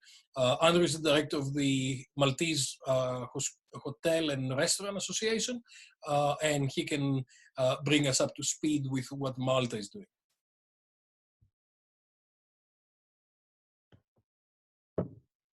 Thank you, Dimitrios. Of course, as we have heard during this webinar, the biggest challenge is to try to balance between safeguarding lives and safeguarding livelihoods. And probably the first phase of the pandemic, the focus, rightly so, was focused on lives. So lives took a priority. The focus of our governments, of our leaders, was to try to contain the spread of the pandemic, and this is what happened in Malta. All the airport was closed. Hence, of course, our operations, our tourism operations, were shut down. And of course, as I'm sure you know, the tourism sector in Malta represents 35% of the GDP. So basically, this put on hold our economy, and worse, I would say, the fact that we were experiencing for the past 8 years record year of tourism, one after the other. So the atmosphere was very positive. There was a feel-good factor, and people were investing a lot in the tourism product. Then suddenly this came out of the blue. The pandemic came out of the blue and has put everybody on crisis. But if there's anything which this COVID-19 has done, is that it has brought us all on the same boat, whether you are from China, whether you are from America, whether you're in Africa, Mediterranean, or North of Europe. So these are the challenges which now we are all facing. So the first phase of this experience of ours from a Maltese perspective was focus on containing the pandemic. I think we have managed to do an excellent job. Our authorities have done an excellent job. Today, the latest update is that we have 64 active cases in a population of 500,000. So I would say that it is very, very good. And now the focus is on the next phase, on reopening the operations, first locally as an island, because of course we have the situation of being an island, which then complicates a bit things for us, because of course we cannot rely on local tourism. Tourism in Malta represented 2.6 million last year, so we're shutting down 2.6 million of incoming tourists from overseas, and trying to replace that with local tourism is impossible. It doesn't make sense. So we have the challenge. This week we have started to release the lockdown measures. So certain non-essential operations, retail outlets started to open. We have not yet any clear direction of what's going to happen to the tourism sector. Of course, I mean, we're discussing about it. Just before this conference, I was in a meeting with the Minister of the Economy and the Minister of Tourism, because it is key in order to restart to the Maltese economy. However, there is, I would say, a conflict between the health authorities and the politicians supporting now the reopening of the economy, which is probably the same thing all over the world. We as an association have been very, I would say now we're reaching a stage of being militant, and we have also called on to government to start reopening the restaurants by the end of this month. Of course, while respecting what has been achieved by the health authorities, but we need to start discussing of when we're going to relaunch, reignite our economies through tourism. And I must say that a number of restaurants today were cleaning and preparing for the reopening. Definitely, it's not an easy challenge, because here we're dealing with the unknown. As Alexandros, in Alexandros' presentation, the graph which show the second wave and the third wave of the Spanish flu. God forbid, we reach to that stage with the COVID-19, because that would really spell big disaster. Because up to now, we have in one way or another managed the economic situation. In Malta, the government has been very proactive to inject support, direct support in supporting the entrepreneurs with paying the salaries of €800 per employee. And we are now discussing to extend this support to a further 3 months, and other measures such as bank loan moratoriums, the deferral of taxes. But of course, we all know that this cannot happen for a long time because it has a cost, which at the end of the day, we as taxpayers have to repay in the future. The importance of reigniting the tourism sector here in Malta is critical for us. Not easy, Dimitrios, not easy. Thank you. I know it's and Malta in particular has got a very high proportion of British travelers, don't you?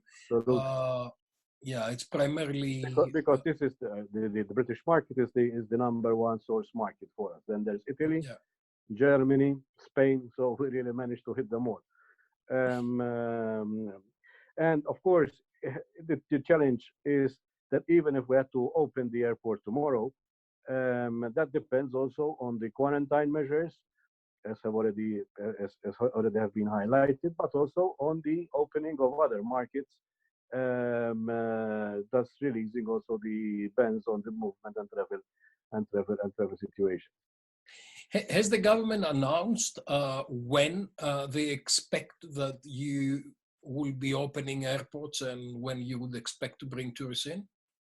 Nothing yet. Nothing yet. Next Friday, we have a webinar with the minister, and hopefully she will be announcing some release of the measures, or at least I think a lot of the governments and actually a lot of the immunologists do not necessarily understand how the industry works, and they kind of they are quite reluctant to announce things because a lot of those things are based on what's happening with the R0 and how it's progressing and all the rest of it. But equally, they don't understand that for us to open the business, we'll need the 2 to 3 months preparation time. For a plane to get out, it needs 2 or 3. It's not like a corner shop that you can open tomorrow.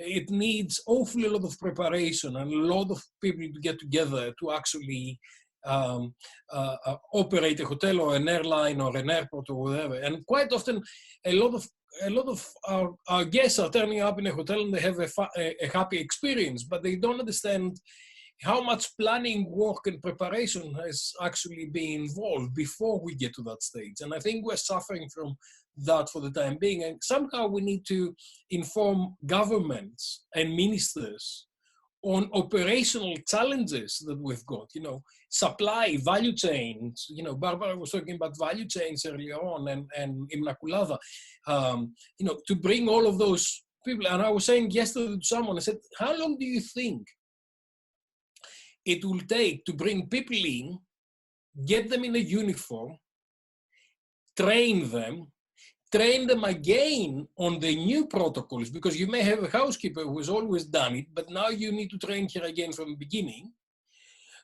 and get them in operations. And then the next stage is really the economics of all that, because the new protocols require double the amount of waiting staff, double the amount of housekeeping staff, and probably 1.5 times the people on the front office. So all the economics are becoming really. We really need to look into all the economics again. And I've been labeled as pessimist, but I think unless someone can actually look into all of those things, they cannot. Yeah. On the point of training, as you know, Dimitrios, we're in sync with the Maltese government here on this front, because they have understood the importance of the training of our employees, and especially now that things are changing, the operations are changing. So in collaboration with Forbes Travel Guide, we have launched now a massive training program targeting some 25,000 people, so that in the meantime, while our people are at home, we take this opportunity to prepare them for the new tomorrow. So we are this isn't as regards to being pessimistic or optimistic. I would say I'm organizing a various number of focus groups every week with hoteliers and restaurateurs here in Malta to get to keep the feel of what's happening there on the field. And I would say that the seasoned, if I had to bring it in a nutshell, the seasoned hoteliers, the seasoned tourism operators, if one had to assume that the airports reopen in October, they're all thinking that some form of business will start to start in the beginning of March of next year. So I would say, rather than calling ourselves optimistic or pessimistic, I think this is the reality.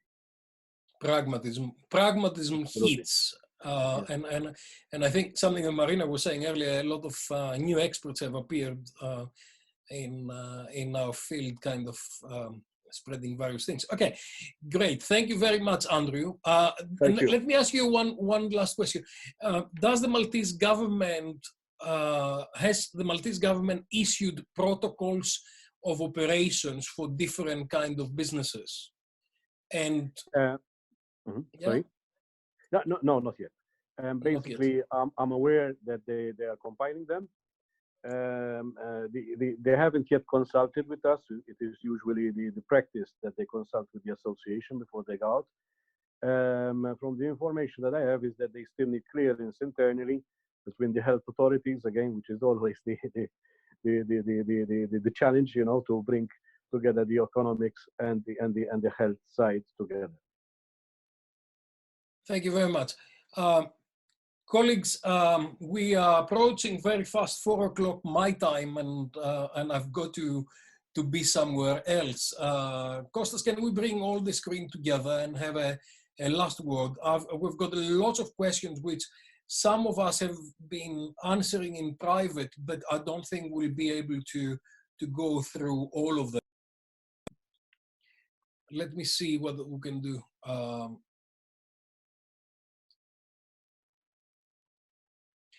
There's an issue about certification, safety, auditing and certification. I'm not sure if Alex and Barbara can actually say under which conditions do you expect that the auditing and certification can be useful. I'm a little bit concerned when I see auditing and certification. Alex?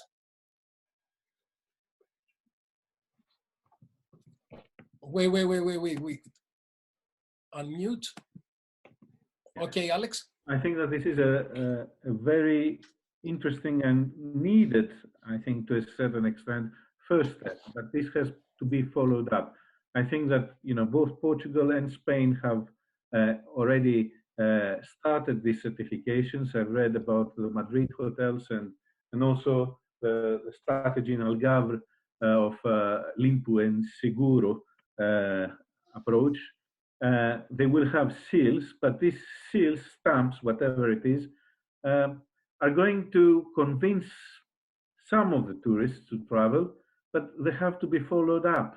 And the thing is that the audits that will take place, they will take place today, and everything will be checked and fine, fantastic. But then this certification lasts for 1 year. So between now and 1 year ahead, many things can happen. So to attract tourists at this level is okay, but we need some more reassurances apart from just the seal. Barbara, for your hotels? My personal view is very close to Alexandros' view. I don't feel that a seal or a certification is necessary in today's world, where the review of the guest can be public in a matter of seconds. And the review of a guest is the most strong certification that a destination or a property may have.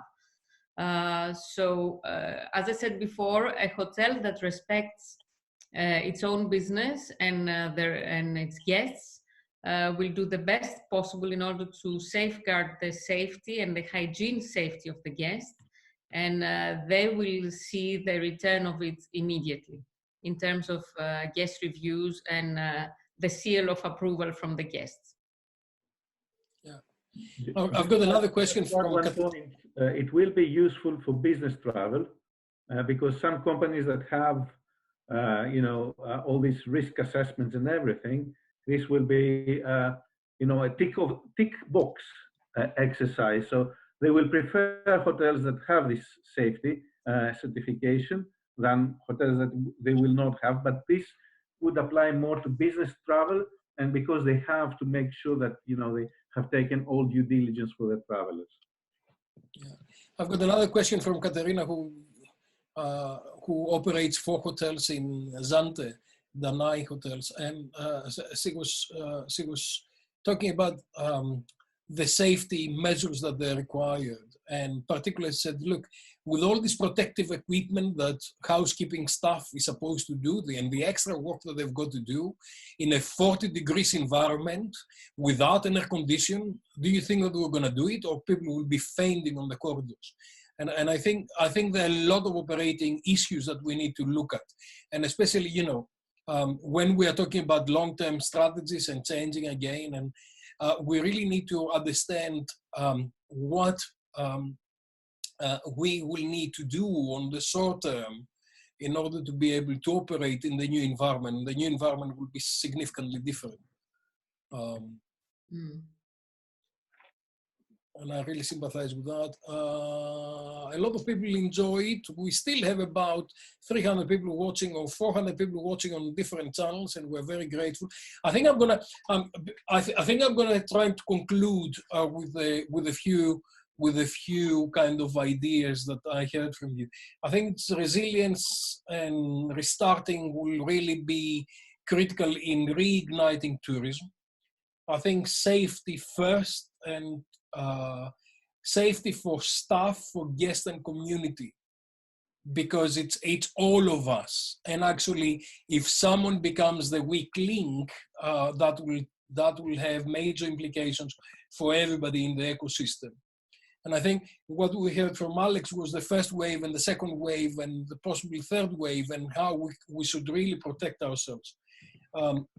Some of the things that Carlos was saying is that we need to go back to planning, although now this time we need to turn the planning around and have safety security first before we do anything else, and have to deal with this invisible enemy that we've got to deal with. And until we've safeguarded our staff, our guests, and our communities, we will not be able to reignite and move forward.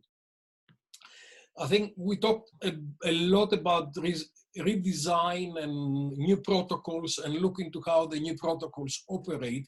I really want to raise that, especially for those people who have operational roles in their organizations, to look into how the protocols actually apply to their particular circumstances. I've operated hotels with 1,600 guests, and I've operated hotels with 10 guests. And the environment is very different, and what you need to do in one place is very different from another. And I can hear from a lot of people around the world, they say, yeah, I'm waiting for the government to give me the protocols. But actually we know what we need to do, and we need to do it yesterday. And we need to look into Hong Kong, and we need to look into Taiwan and Singapore, in a lot of countries that they had to deal with these things before, and to learn and adapt to our kind of situation. And the devil is always on the detail. Yesterday, there are some protocols that they were on the press from the Greek government, and what's the conversation that's happening there. And a friend who is actually doing furniture for hotels said, how are you going to deal with sunbeds? And then another friend of mine who is running a summer beach bar said, look, they're going to bring their towel and they're going to put on top of the sunbed, and that will be sufficient. I doubt it. And who is going to deal with all the compensation and all the lawsuits that will emerge as a result of what will happen? There's a lot of issues about sustainability, not only environmental sustainability, but sociocultural and economic sustainability.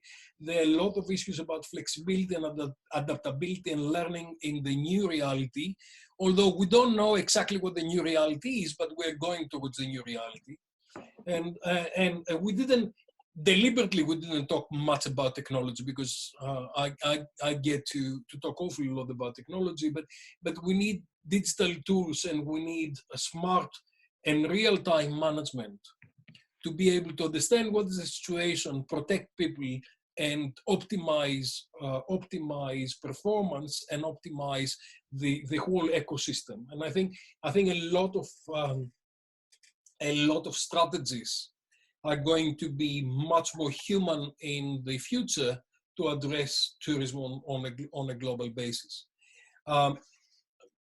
I cannot thank you enough. I think we are on air for 4.5 hours, and I enjoyed. I feel exhausted with so many ideas, but I think this is one of the nicest kind of things that we're doing, and actually one of the good things that coronavirus has done is brought us together to bring all our sources together and share them with the people that they need them most, and get the brains functioning and move us to the next stage. I really want to thank Costas, Sotiris, and Lina, who are on the background somewhere, who are helping us with the organization. Digital Event.gr is a nice organization that when I discussed with them the idea, they said, don't worry, we will help you bring all these things together. And Sotiris Varelas and Kostas Kontos have been really doing fantastic work on the background. And Lina Petrianou is helping us. I really want to thank you all. I really want to thank everybody who's been with us and for all your ideas, all your questions. I'm sorry who hadn't had the time to actually answer all of them. I'll try to answer as many as I can. And hopefully we'll try to do a similar kind of thing sometime soon when we've got new data in front of us. My prediction is that summer 2020 is not going to operate in the way we know it. And I'm sorry, but this is not a positive thing. I'm really skeptical about how we're going to operate summer seaside resorts. And Inmaculada said only 32 properties out of the 150 on Iberostar are going to operate. And those numbers confirm what I've feared for a long time. And I feel not only for the tourism entrepreneurs and the businesses, but I also fear, and I really feel for all those people who work in those properties. My sister keeps telling me, look, there are travel agents in there as well. Don't only talk about hotels, but all those people who are in housekeeping, all those people who are in kitchens, all those people who are serving, all those people who are in front office, all those people who are doing transfers, all of us, our ecosystem, our people, and we need to look after them, and we need to prepare for the next day. Thank you very much. Appreciate everything. Keep safe, keep strong, and help each other. And the group of our panelists, I think we've got a group for a couple of other very interesting things that are happening. Marina has sent me a couple of interesting ideas on the background as we're speaking, but I think a lot of those things have been on my mind for a while. And in fact, I've been discussing them with Andrew in the past, but it happened that we can do some rapid events very quickly. Thank you very much. Thank you. Thank you. Bye-bye. Bye. Thanks, bye-bye.